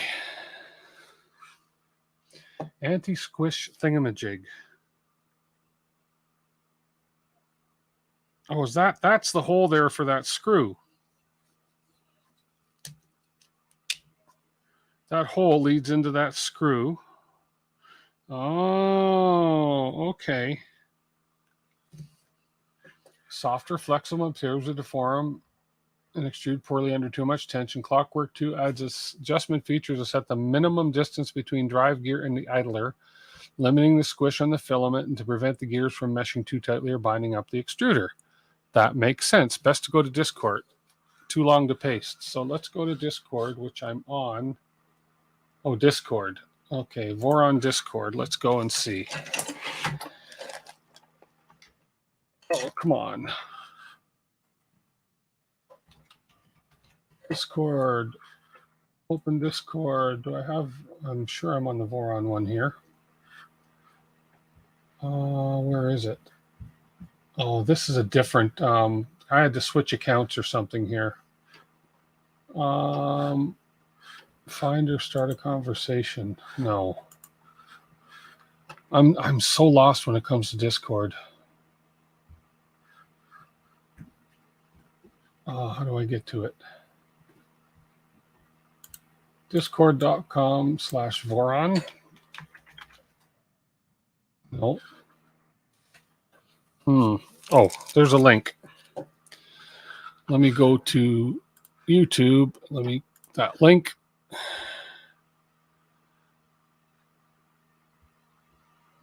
No text channels. Find yourself in a strange place. You don't have any access to any text channels or the... What the heck? Try that link again. I'm coming up with a blank window right here. This is what I'm coming up with. There we go. Let's see.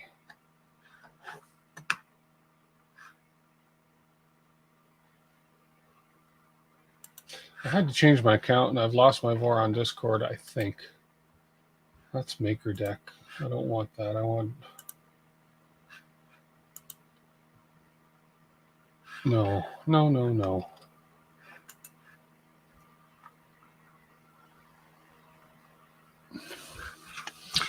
Yeah, I was joined on the Discord before, but you think I could... I had an issue with my Discord account, so I started I got rid of one, started a different one. Invite your friends, personalized, download, blah, blah, blah. No. Let me just look it up here. We're on Discord. Here we go. See if this works. Accept invite. Opening Discord app. And there we go. Looks like I'm on it. Okay, so now, get off of there. Whereabouts on the Discord am I going to find that? I think you told me back up here.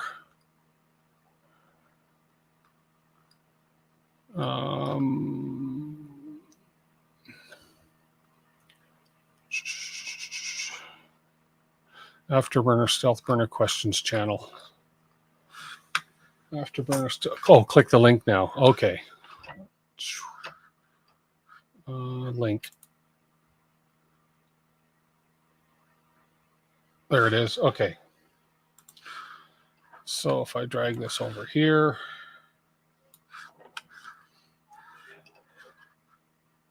there's the link.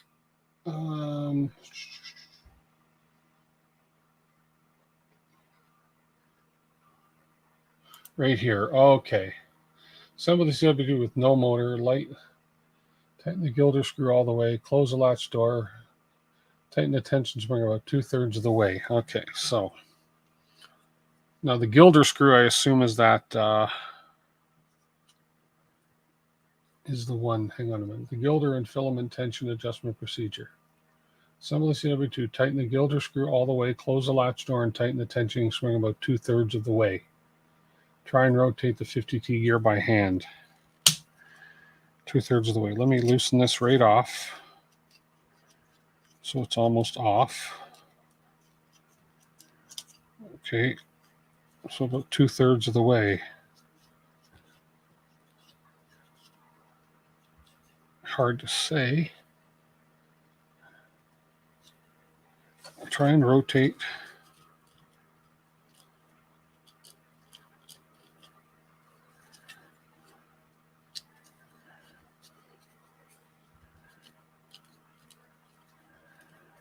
I don't know if they're moving at all.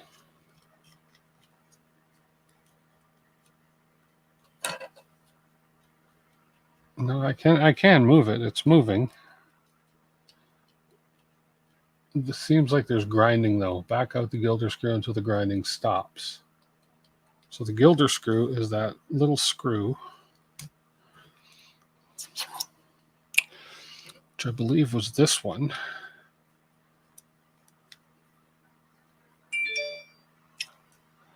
Is that the right size? What size was that? I believe it was.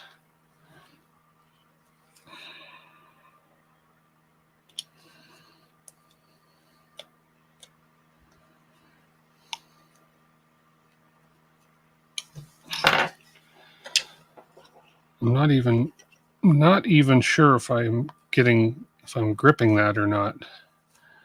Can't really see in there too well. Let me get a light on it. Let me get a light on this.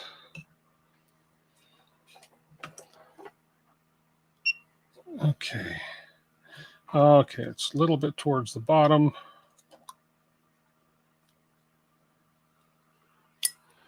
I think that's the right one.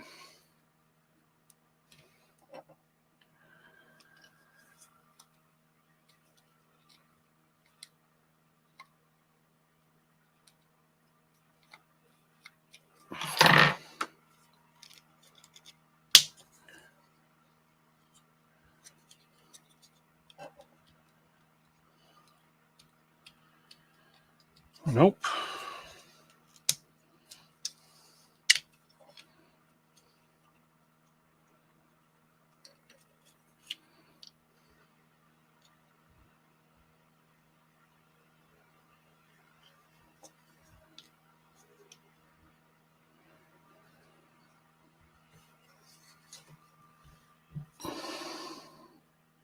Gilder is a Voron part. Gidler. Guidler. Whatever. Just sent me a PM on Discord. Okay.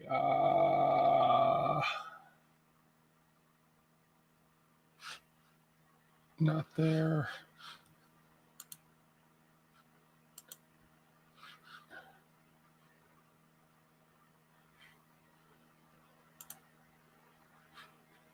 How do I find it?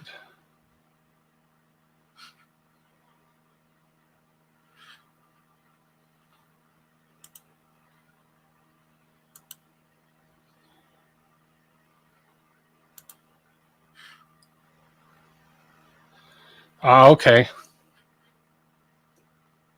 There we go. I got your, this is the beginning of the direct message, blah, blah, blah. Okay. Perfect. Okay, let me see. I got to get my, I got to see if I can turn this Guidler.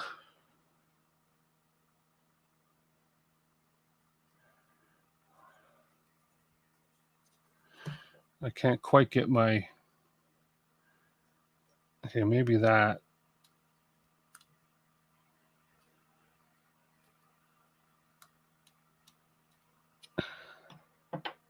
Is it even moving? I don't think it's even moving.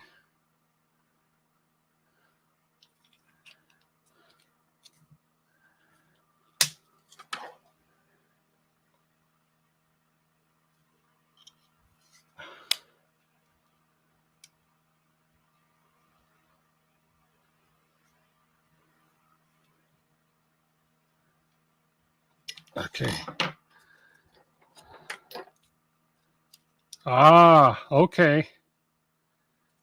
Okay. Now this is moving much freer. But should I have filament in it? It didn't say. No, obviously not. Okay, so now it's moving much freer because I can see, yes, I was able to move it. So I can tighten this. This wasn't quite 3/4. And if I snug that, okay. And now, yes, it is moving. It is moving freely. So you can kind of see up here that I can move. Well, actually, I can move that quite freely now. Before it was actually jamming. Okay, now maybe I can tighten that down a little bit. Maybe I don't need it quite that loose. Let's just do that until I feel it. Okay, that feels good. Oh, no, just a little bit of a... Okay, so we loosen that just a little bit more. There we go, and there we go. Okay, I see what you guys were saying. Now we're spinning freely. Hey, Dum Dev. Okay. That is an interesting adjustment, for sure. But it's starting to look like a feeder. Look at that. Okay. We got it. Pontiac. So you're not on the edge. Loosen an additional 1/4 to 1/2 turn. Okay.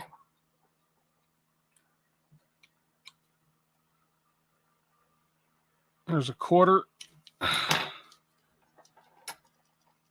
And we are good. Okay. Okay. Now, back off the tension screw until it's very loose. Insert a piece of filament into the extruder. Okay, where's my... Let me grab a real piece of filament here. There we go. Back off the tension screw until it is very loose and insert. So we'll back the tension screw off until it's very loose. That is very loose. Insert a piece of filament into the extruder, tighten the tension spring. Okay, that filament just kind of zips right in and out, no problem right now. I do have a discord. I'll tell you in just one sec. Tighten the spring until the filament doesn't slip while you are holding it. The 50-tooth gear will still, 50-tooth gear still with your finger and pulling it tightly on the filament. So this, so tighten the tension spring until the filament doesn't slip while you're holding the 50-tooth gear. So it doesn't slip while you're holding a 50-tooth gear with your finger and pulling tightly on the filament. Oh, I see. Okay. So hold the 50-tooth gear with my finger. Oh, so it's still slipping. Oh, actually, I got to lock this in. That would help.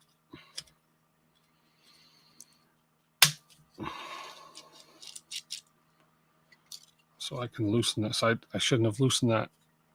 Latch it, then tighten the adjustment screw. Yes.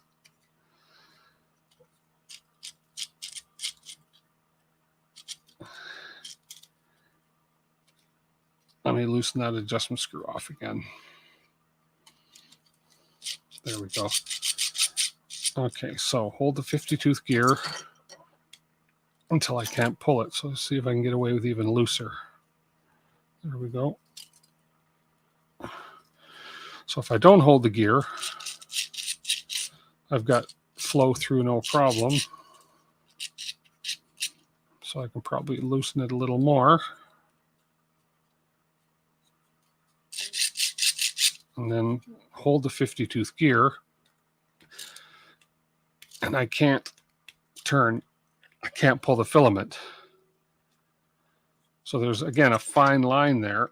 Yeah, so I think I'm okay. So I got good filament flow here, but if I hold the gear, I can't pull filament through, but it's got a nice, feels like a nice clean path.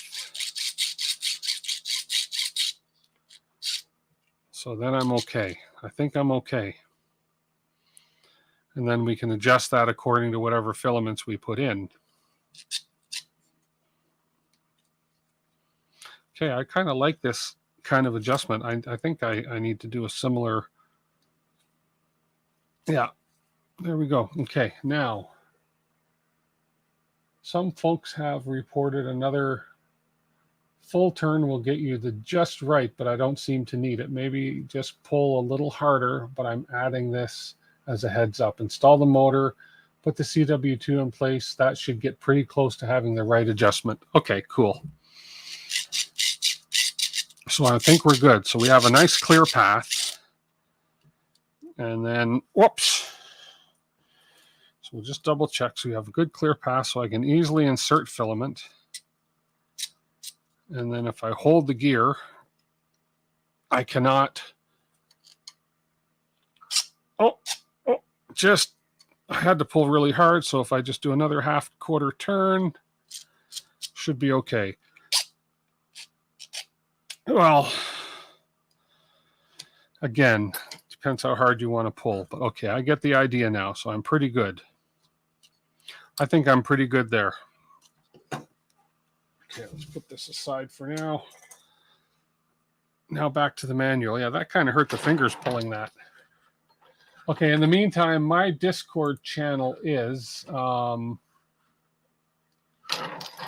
don't have much going on my Discord yet. It's pretty new. Where do I find my channel name? Twit 3D.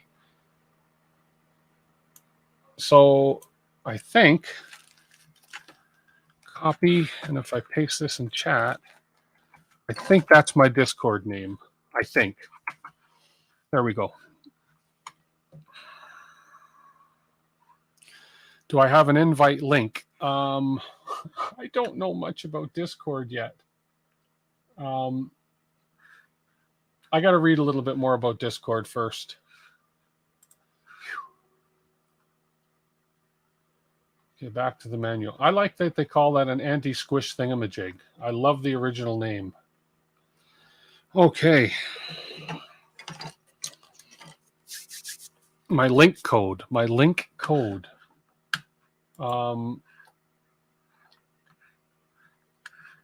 do I find that? YouTube content, blah, blah, blah. No roles. Levels and perks. Hide manual, edit server, privacy settings, notification settings. Invite people. Or send an invite to a friend. Okay, here we go. Copy. Paste. I think this is what you're looking for. Aha. Okay. I just need to take a quick beverage break.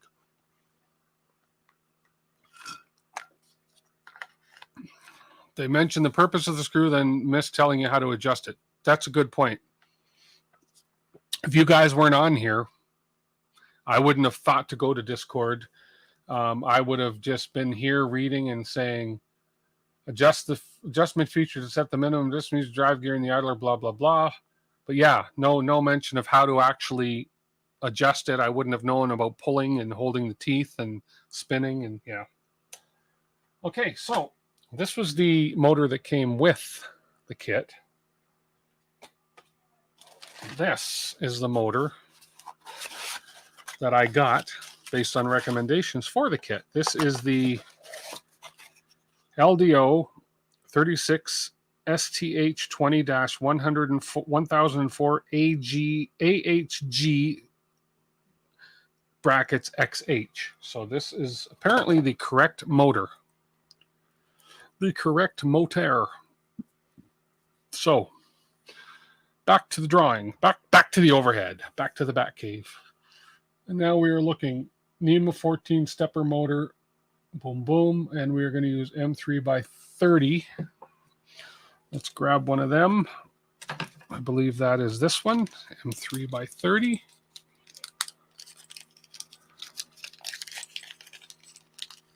Okay. The stepper motor is going to go on the back at this angle, and I'm assuming the wires are going to come out that side, so the stepper motor meshes with the gears. And then we put an M3x30 in this hole here, which is going to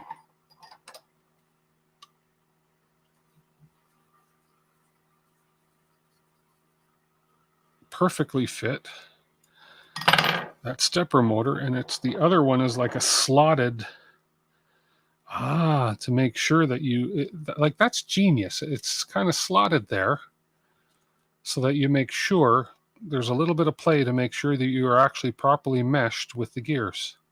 Pretty smart.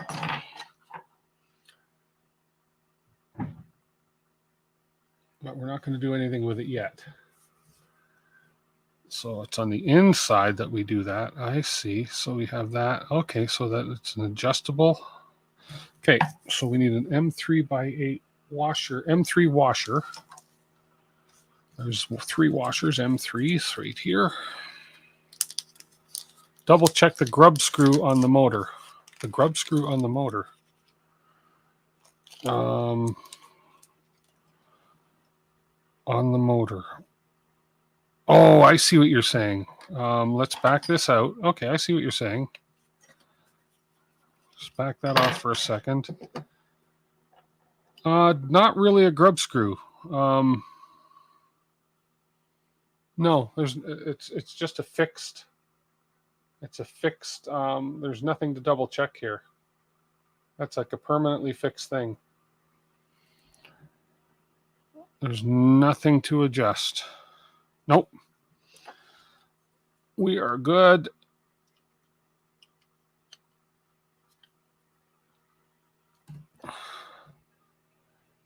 Yeah, it didn't have one. Yeah, but that's a good point. Good point. I would never think to look at a motor's grub screw because you know, at least you assume it's going to be okay.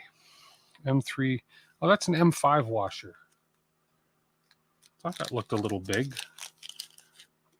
I want an M3 washer. Where's an M3 washer?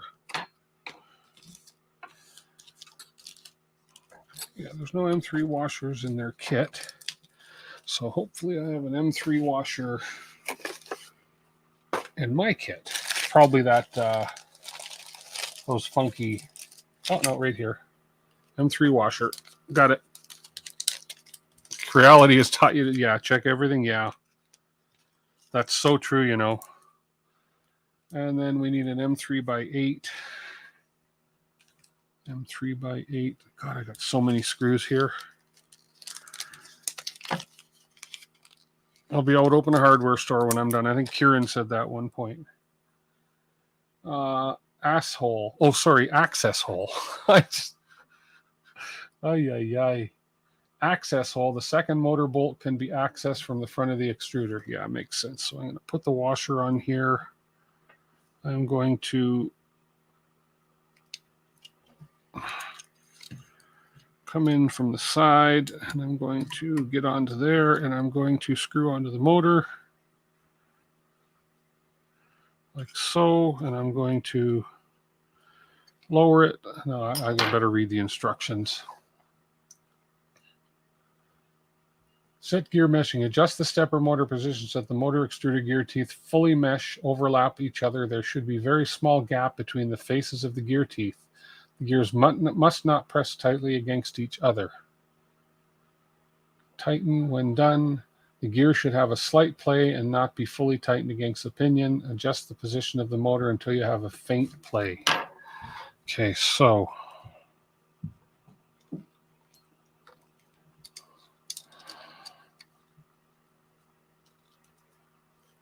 how can I see the faint play, though? You really can't see in there to... They give you really good cross sections, but there's no physical way to see in there unless I unlatch. Let's see. If I unlatch and pull, can I actually see with a light? Ah, there we go. I can just see it.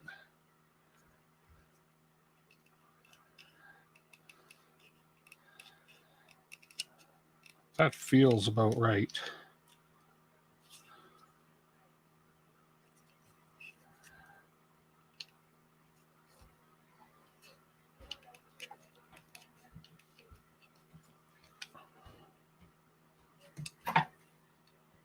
Okay.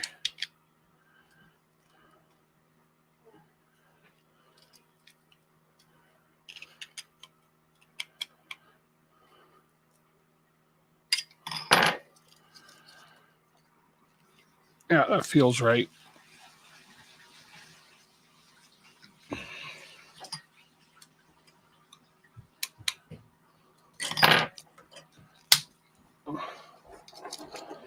I can still turn it by hand. It's definitely meshing with the motor. There's no grinding. Nothing. I can double check this again. Let me take that off. Double check this again by throwing a piece of filament, turning my gear.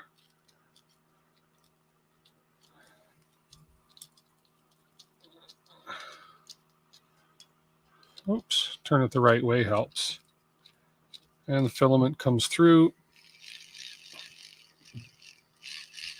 Oh, no problem. It's tight, but that's because the gear is, I'm running the motor now. Okay. We are at that stage there. Okay. And we got, another little over a half hour left. Okay. Okay. Oh, we get to put this fun part on. So we do this. This is going on over here. And we're putting an M3 by 20 in there. Why do I think M3 by 12, M3 by 20. There we are.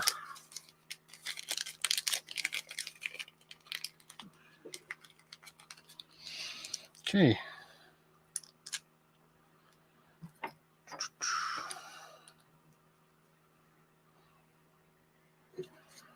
So this goes on the back. That one goes right there. And then that one's going to line up with that hole. And with an M3 by 8.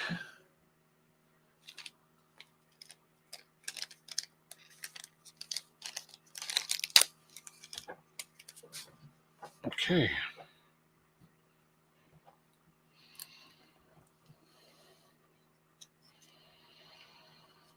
Oops, right here.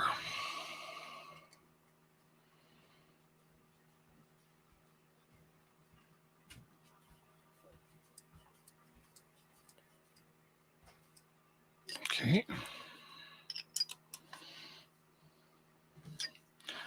Okay, so far so good. Okay. It's starting to look like an extruder.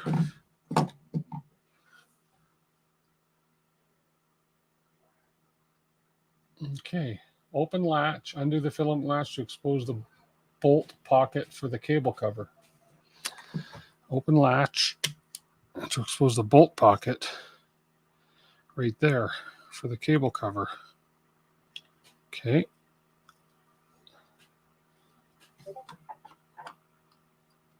Oh, do I have a... What am I beeping for? I'll check that after.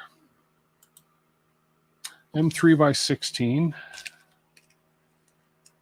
M3 by 6, M3 by 3, M3 by 16 right here. I need to sort all my screws into little drawers. M3 by 16 is going to come straight through. Okay, so we are going to come straight through, right through, and right through into that hole. Come on.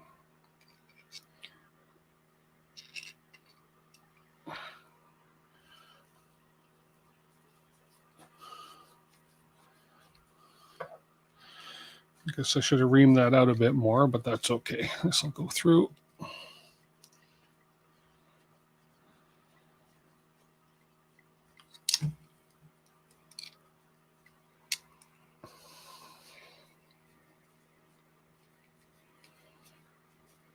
Okay, that's in. So that screw went right through. Whoops. Right through the top like that. Okay. Now we've got the cover. Now here's the point. There was 2 different covers. I printed them both. I can see a little difference between them. It's because I wasn't sure which one I was supposed to print. So,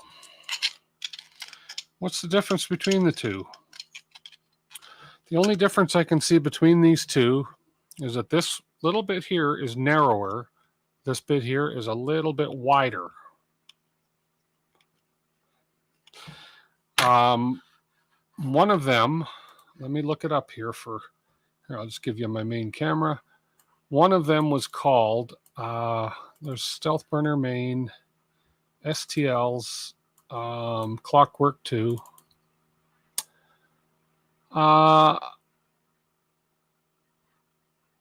Cable door. Okay, one of them was called Cable Door for PCB, which I guess is the one I want. And then the other one was called Cable Door. And they look identical. I won't lie, they look identical.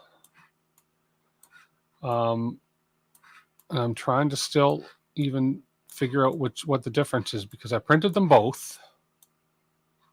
There we go. Yeah. Even looking at them, I can't really tell. So I printed them both. And it's like, what the heck is the difference between them? Although one says for PCB, one just says cable cover. I'm assuming since I'm going to get a PCB, okay, there's one that's maybe a tad taller, but no, like, okay, maybe it's a tad taller. Maybe the PCB one is a little bit taller. So I'll keep both. What the heck? And if I need to switch it out, I switch it out. Moved over to Twitch for some watch time here. Oh, that's great. Thanks, OC. Appreciate that. I'll use the one that I feel is taller and that might be for the PCB. Lurk, though. That's okay. Okay, so we're going to have that latch cover is going to go like so. So this comes on here. That screw came through. And that is going to go through that hole there. Oh, I see. That's got to self-tap onto that, though, or no. The bolt is threaded directly into plastic. The bolt drive can be assembled from the front extruder. Okay. So it's going to thread directly into the plastic. So this I've got to back out. I've got to actually ream this hole a little bit so that the M3 goes through there nicely.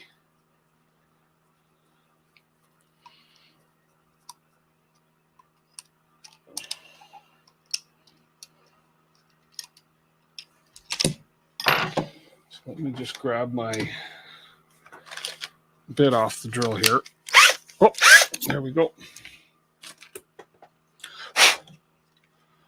And I just want to just get this hole cleaned. Or do I? No, yeah.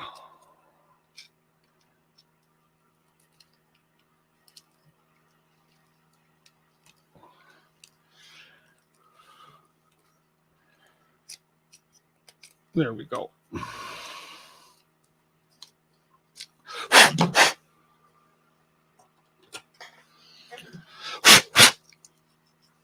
Okay.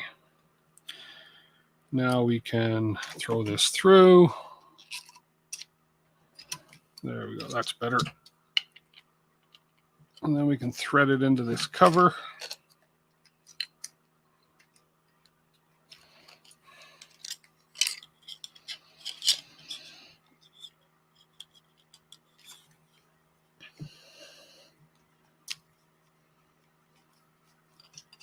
Come on. Come on.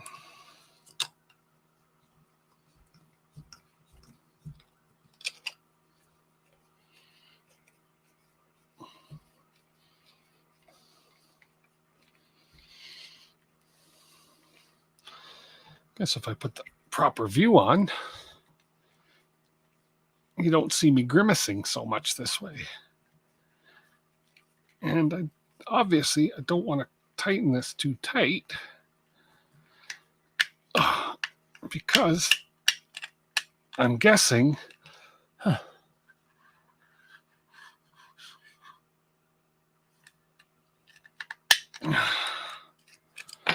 you're going to want to be able to lift it to access things in here. Okay. I think that's as tight as it'll go anyways. Nope.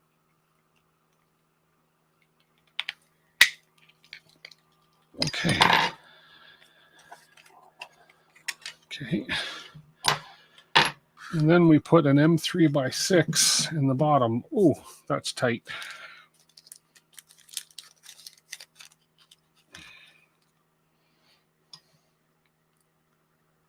Oops. M3 by said button head, not a flat one. M3 by 6. There we are. Button head. It's the last one of those.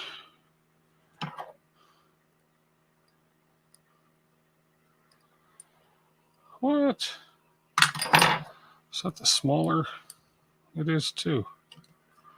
Okay, M3 by 6.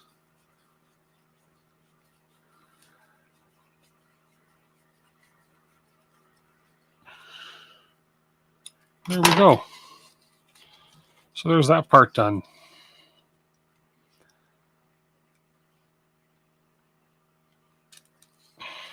I can put that back down. Okay. Whew. Oops, I switched windows here by mistake. There we go. Okay, let's see what's next. We have about a half hour left. Actually making some pretty good progress, I think. Everybody still awake out there? Okay. Is that it? Does that mean that the clockwork 2 is finished? That's the clockwork 2? All finished, I think. They don't give me any further instructions. I built a clock. How do you tell time on it? Okay, that was a bad joke. Nice corkworks. Clockworks. Looks good. Okay. Is that... Yeah, that's snugged in there. Good. Awesome. Okay. Next chapter is this guy, which is the hot end part markings, ERV. So for the hot end, I did print the right one. I've got the ERV, which is the E3D Revo Voron. On the side of this one, I have no markings. Why don't I have markings? Is that the right piece? Oh, it's inside. Oh, it's sneaky. They put it inside. You can hardly see it. It's right inside there. So that is the right piece. Okay. Missing corner, CW1, CW2. We also provide tool carriage part. Missing corner, CW1, CW2. We also provide tool carriage parts for Clockwork 1 and other extruders designed as an alternative. They are identical except for the opening in the highlighted corner to help with wire routing. Okay, so this does have the opening in the highlighted corner. Right there. So this means it's a CW2. Okay. Okay. Whoops. See how much we can get done of this. Oh, we got to do some heat insets. Ah, darn. Okay. I got to bring up Ptfe. You got to go to work again, Ptfe. Yes, I named my heat press bench. Heat press. My heat insert press. You guys are so loose. Come on, tighten up. Okay, power. Don't need it so hot.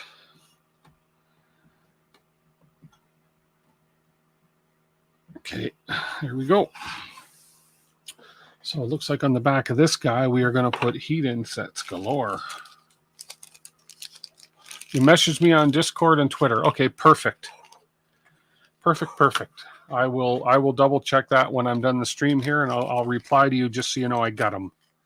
Appreciate that. Zexaltor, even though I'm saying you're butchering your name, I appreciate it. Zexaltor, Zealter. I'm just going to call you Z. Can I just call you Z? Please? Okay. This here, I think I can switch to this view while I do these. Doing some heat insets. I'm getting beep beeps. Oh, there we are. And I'm getting beep beeps because... okay, that's Discord. Getting messages from Discord. Good. Awesome. On my phone. I was wondering what the beeping was on my phone. Okay, there's two there, and...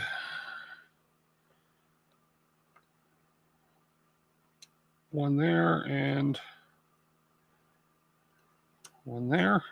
Okay. So let's get these pushed in. Oh, that's much better. Yeah, turning the heat down on the gun. They go in slower. Oh, much better control.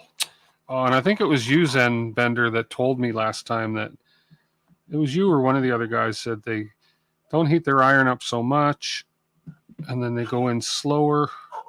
Oh, I like that. I might even cool it down a bit more.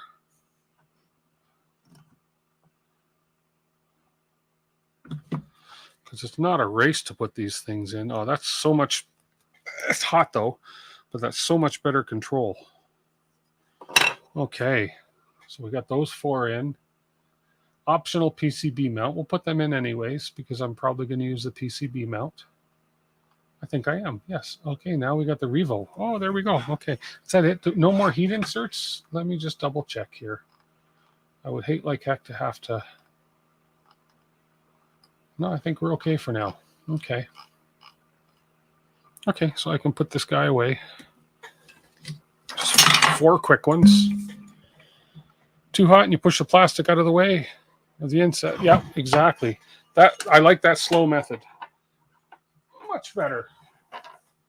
Much better. Okay. Where is my Revo Voron? I know it's here somewhere. There we are. Okay, so we have the Revo Voron here. Let's put this heat inset away before I knock it on the floor and step on it. Here we go. Oh, look at that. I got some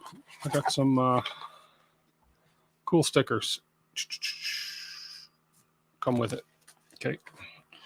So there's the Revo Voron. It's a beautiful looking hot end. Oh, it's just pretty. Is it okay to call a hot end pretty? I suppose so.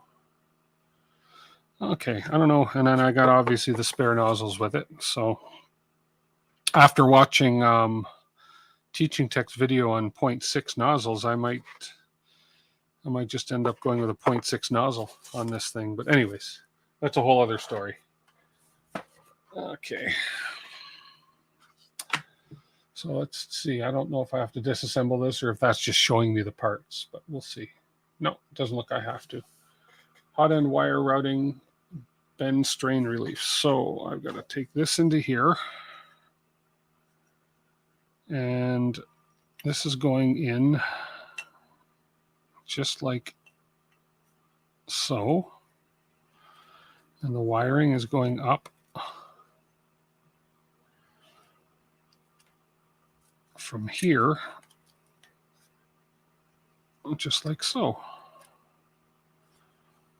Bend that a little bit more. Hang on. Oh, so a little stiff in there, but I think we're okay to just be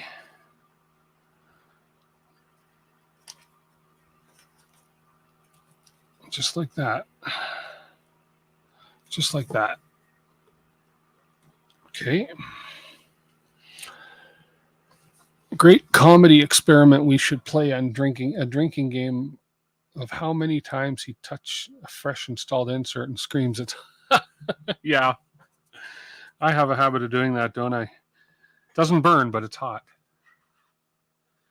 Okay, bend and strain relief. Carefully bend the strain relief to clear the printed part. Firmly hold the heater core to prevent bending the Revo nozzle.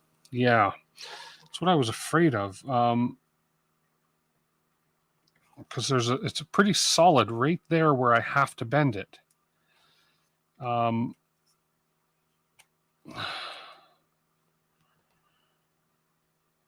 It's very.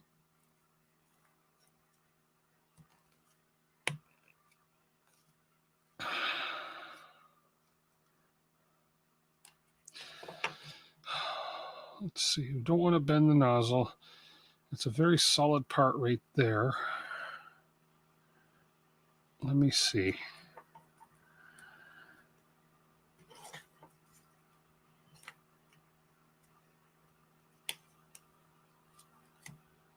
There we go. I think that's in there.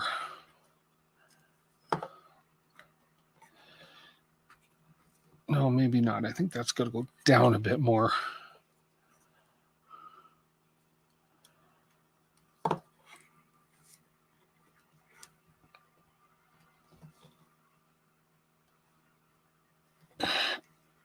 think that's okay right there. I think we're okay. Take it out and bend it down, then go further and bend it a little U-shape. Yeah, I think we're okay. We're routing up the channel. I'm just not sure. I'm just not sure about this part fitting together with this. Let me just see. Let me just see how this is going to fit. Oh no, we're okay. We're okay there. Those wires are going to fit in that. They're fitting in there just perfectly. They're clearing, so I don't need to bend any further. Matter of fact, I think putting this cover on is the next step. Yeah. And then the wires are clear and they're coming up here, no problem. Okay, and then we need some M3x16s for the front. Okay. 12, 14, the M316s. 2 left and we need 2 of them. Look at that. Okay, so that goes, these go here and here.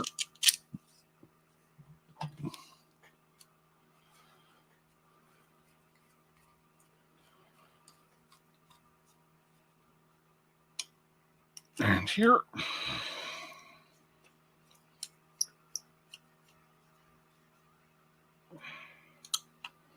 Okay. And then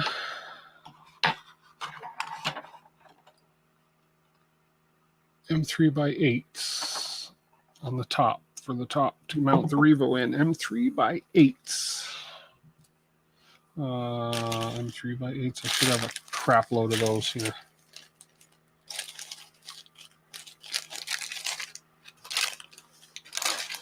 I only have 213 of them here. 1, 2, 3,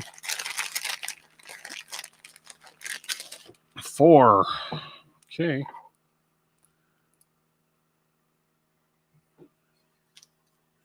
M3 mounting bolts, because we can, that's why. I love it. And they fit. Because they can, that's why they fit.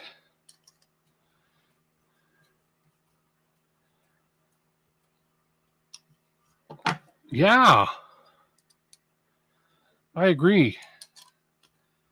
Everybody has 3mm screws in their kit. If you build your printers, you have 3mm screws. 2.5mm, not so much. Other than the ones that come with your kit or your hot end. And then you get no spares. There we go. That is, I love the compact design of this thing. Like, oh, that is so nice. And then the nozzle changes are simple. Okay, I know we have a fan that's going to go in there eventually. Let's see where we're going next. Ptfe tube. We need 11mm to stick out above the surface of the printed part. The stick out length might vary if you use an extruder other than Clockwork 2. So we're not, so that's 11mm. Where is my Ptfe? Right here.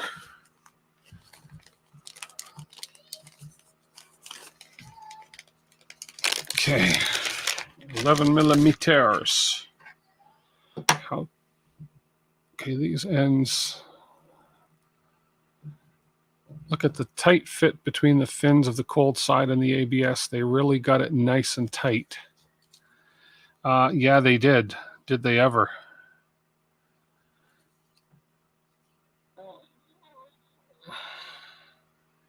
Yep. Hence another reason why you don't want to just shut your printer off without your nozzle cooling down first, because that heat will creep up. And I learned that on my Zero very fast because I ruined my mount because the heat creeped up and melted the whole screw holes and the whole thing just fell out. So never just turn your printer off and let it go before it cools down. Always let it cool down. Yep. Most people are saying, well, duh, I knew that. But hey, it was just an honest mistake. So this end seems very, very, very flat. So I'm going to stick this end in. Okay, now that is a tight fit. Okay, that is too tight. Wonder if I can ream that out a little bit. I don't want to get plastic in there. Let's see. That's very tight. But, oh man, that's hard to go in. That's what she said.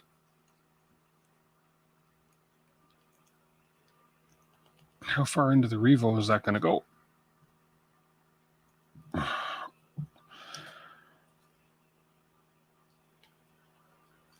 I'm going to check that. That's really tight. Yeah. Just about to do that. And the 4. Loosen that hole up a little bit. Because really when you print these, they're not really going to... That's better. That went in. Oh yeah, that went in quite far. That went in much farther. So that's definitely bottomed out there. Okay, so we want 11 millimeters. 11.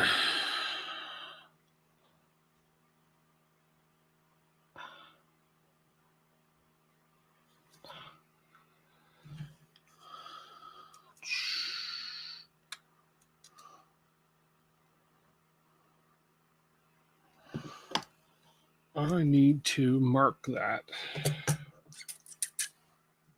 at 11 millimeters.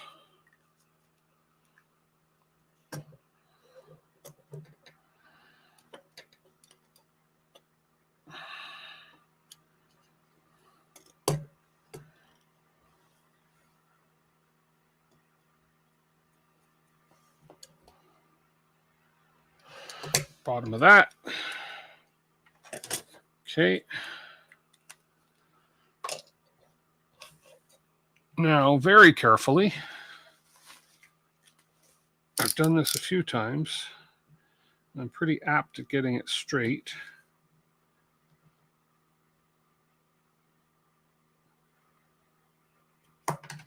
Yes, I have a Ptfe cutter, but I find that my knife is just as good, if not sometimes a little more accurate.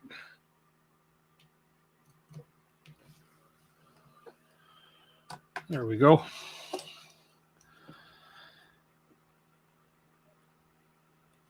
Okay, and we'll double check the 11 millimeters. Why did you push in further? You pushed in further.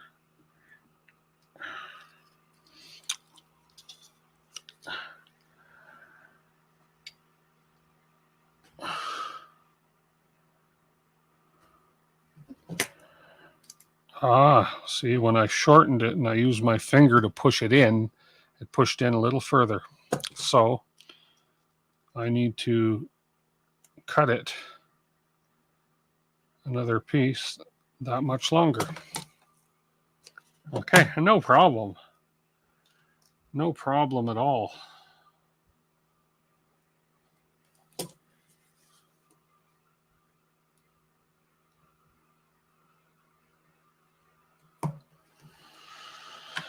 I have lots of Ptfe tube.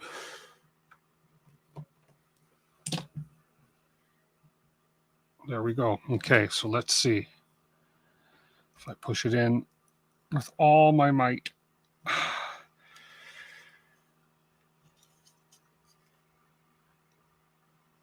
So now you don't feel like you're going in as far. Okay. Now you're just starting to piss me off.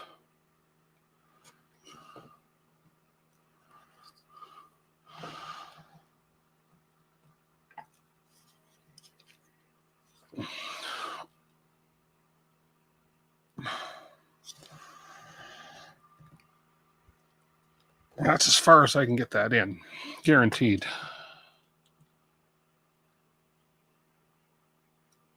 Now you're just a hair long.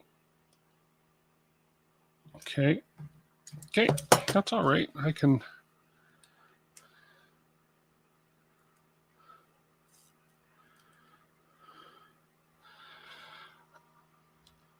There we go. I know what you guys are thinking. I really do know what you're thinking, because I'm thinking the same thing.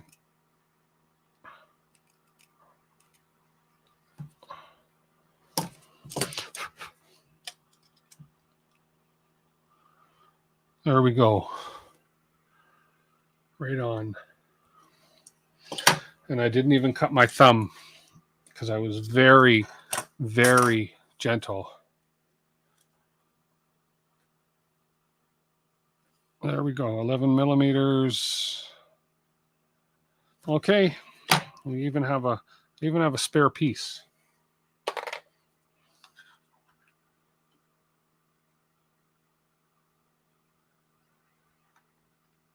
Oh,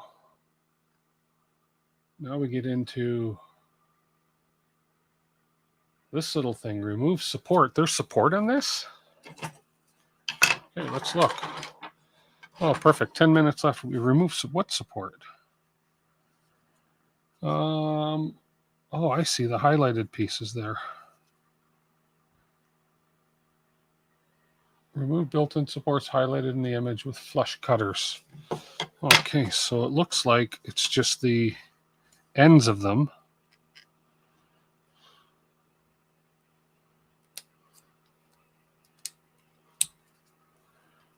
Or is it that whole piece?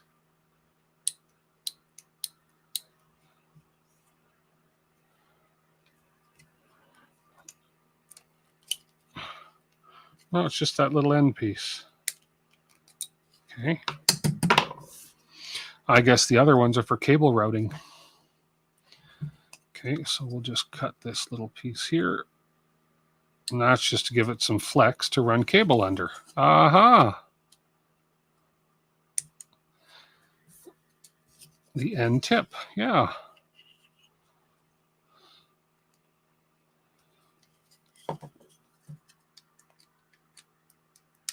Okay.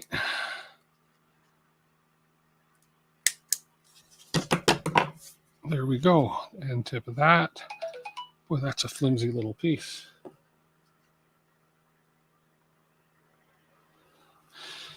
And I think that's it. The three areas. That one, and this guy right here. Okay. For cable routing. I'm guessing for cable routing. I have no clue, but I'm guessing. Okay. There's the LEDs. Okay. Probably going to be a good place to stop because I have not printed these parts yet. I got to print these parts. But they're showing 3 LEDs. Now, in my kit, which was, let's see, where's the stealth burner box? Right here. Let's see, how many did they give me? I got some wiring. I wonder if those are the, oh, Zen. Look. Look. Look what's included in the kit.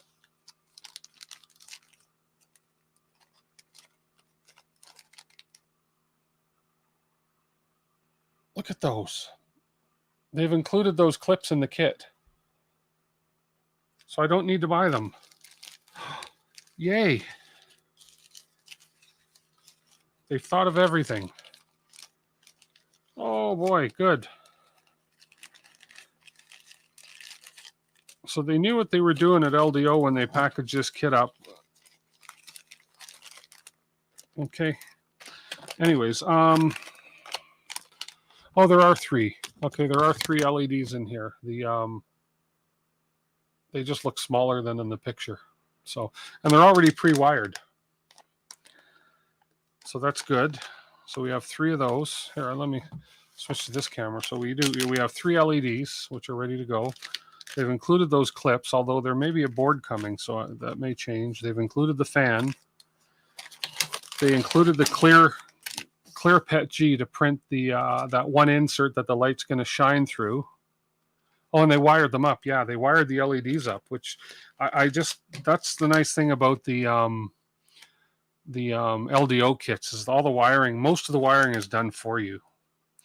And then they've included the pre-wired NeoPixel cable and the magnets. So, but I'll keep this out, although I do have clear PETG, but I'll just use this to print that part. And that's what we'll do. Teflon tubing, I don't need that. We get sandpaper for some reason. I think it's because sanding the shafts if need be. But yeah. Okay. Well, that was good. That was good progress tonight. We got the Clockwork 2 finished and working and tested, and although we assume the motor's going to work. And then we got the hot end finished. So I'm just excited because the hot end's going to go on something like this. The Clockwork 2 is going to go on something like that. So we're going to have like a beautiful hot end that glows. Like, that's pretty cool. Anyways, I'm excited. Can you tell? So I think we made some good progress tonight. And look, okay, more spares.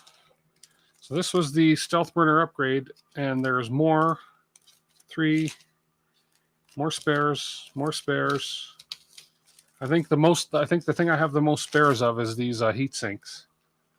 Mind you, I'm sure I'm going to have a lot of M38 bolts left over, but there's still a lot of building left to do on this thing too. So with the electronics and everything. So we're just going to put all this stuff back together.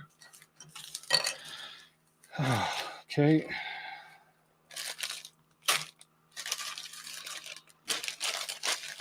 There we go. So homework for me is to print the LED inserts right here. So I am going to have to print our JST connector if you use the board. Yeah, I think the board may be coming to me. I believe Zaltor is going to send me a board, which is awful nice of him. So my homework is to print these parts. Okay. That's the part there that's going to be clear. And then we're going to mount an LED up there, an LED down there, and an LED in the middle. And then I'm just checking to see if there's any more parts that I have to print. And I don't think there is any more parts to actually print to complete this. Let's just keep going here. We're going to take that fan apart. Put the fan in. Yeah, it went about as expected.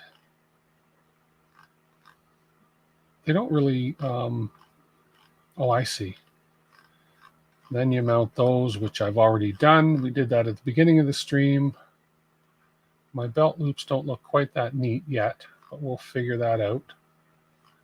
And that's all done. I don't know what I have for a probe. We'll figure that out next week. And I think, yeah, I think I have all the, there's another access hole. I think I have all the parts I need to finish this printed, as far as printed goes. Even the ADXL 345 mount I have.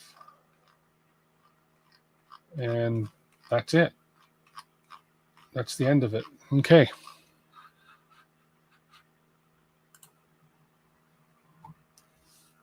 That's the end of that. Great progress today, I think. I don't know what this part's for. Probably to put the thing on, and then that's a spare.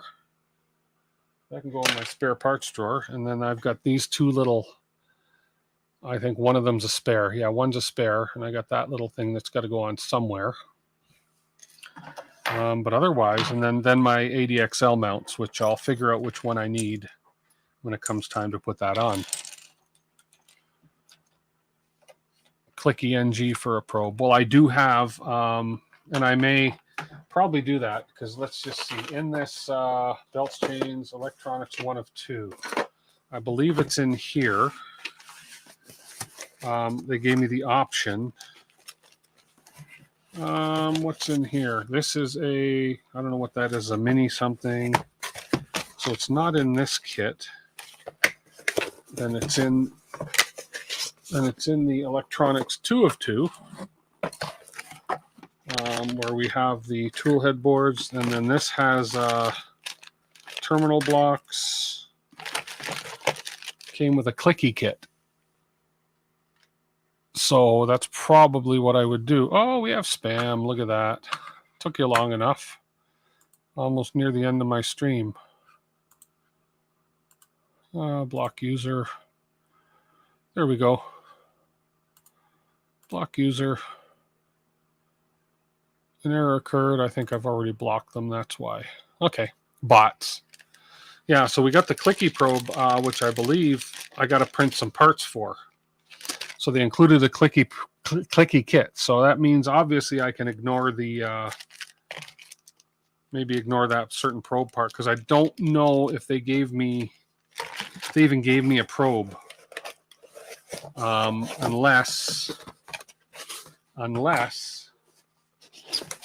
that's what this thing here is. I have no idea what this is.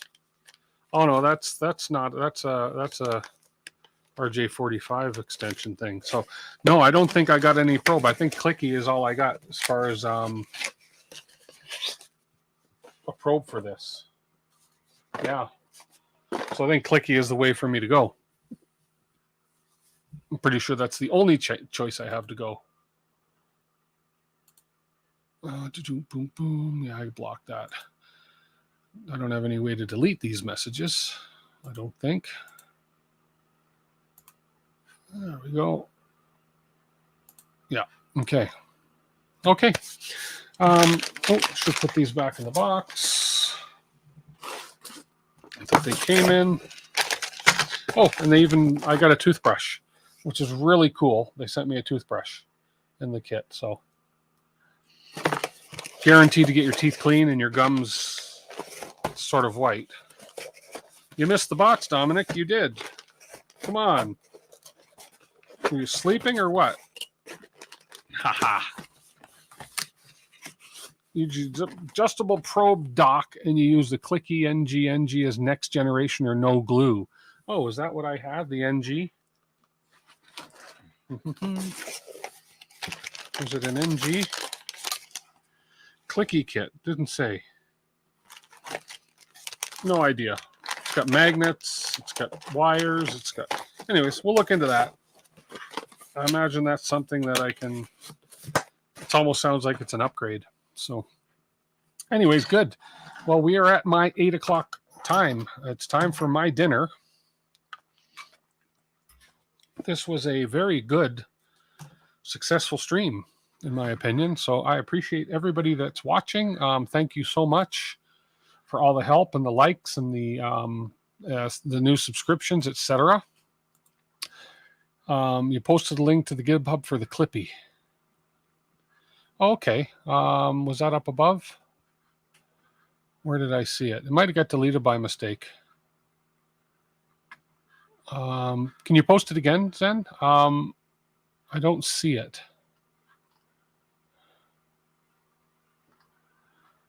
Yeah, I can find it, but I just didn't see it. But yeah, it's obviously something I'm going to have to print.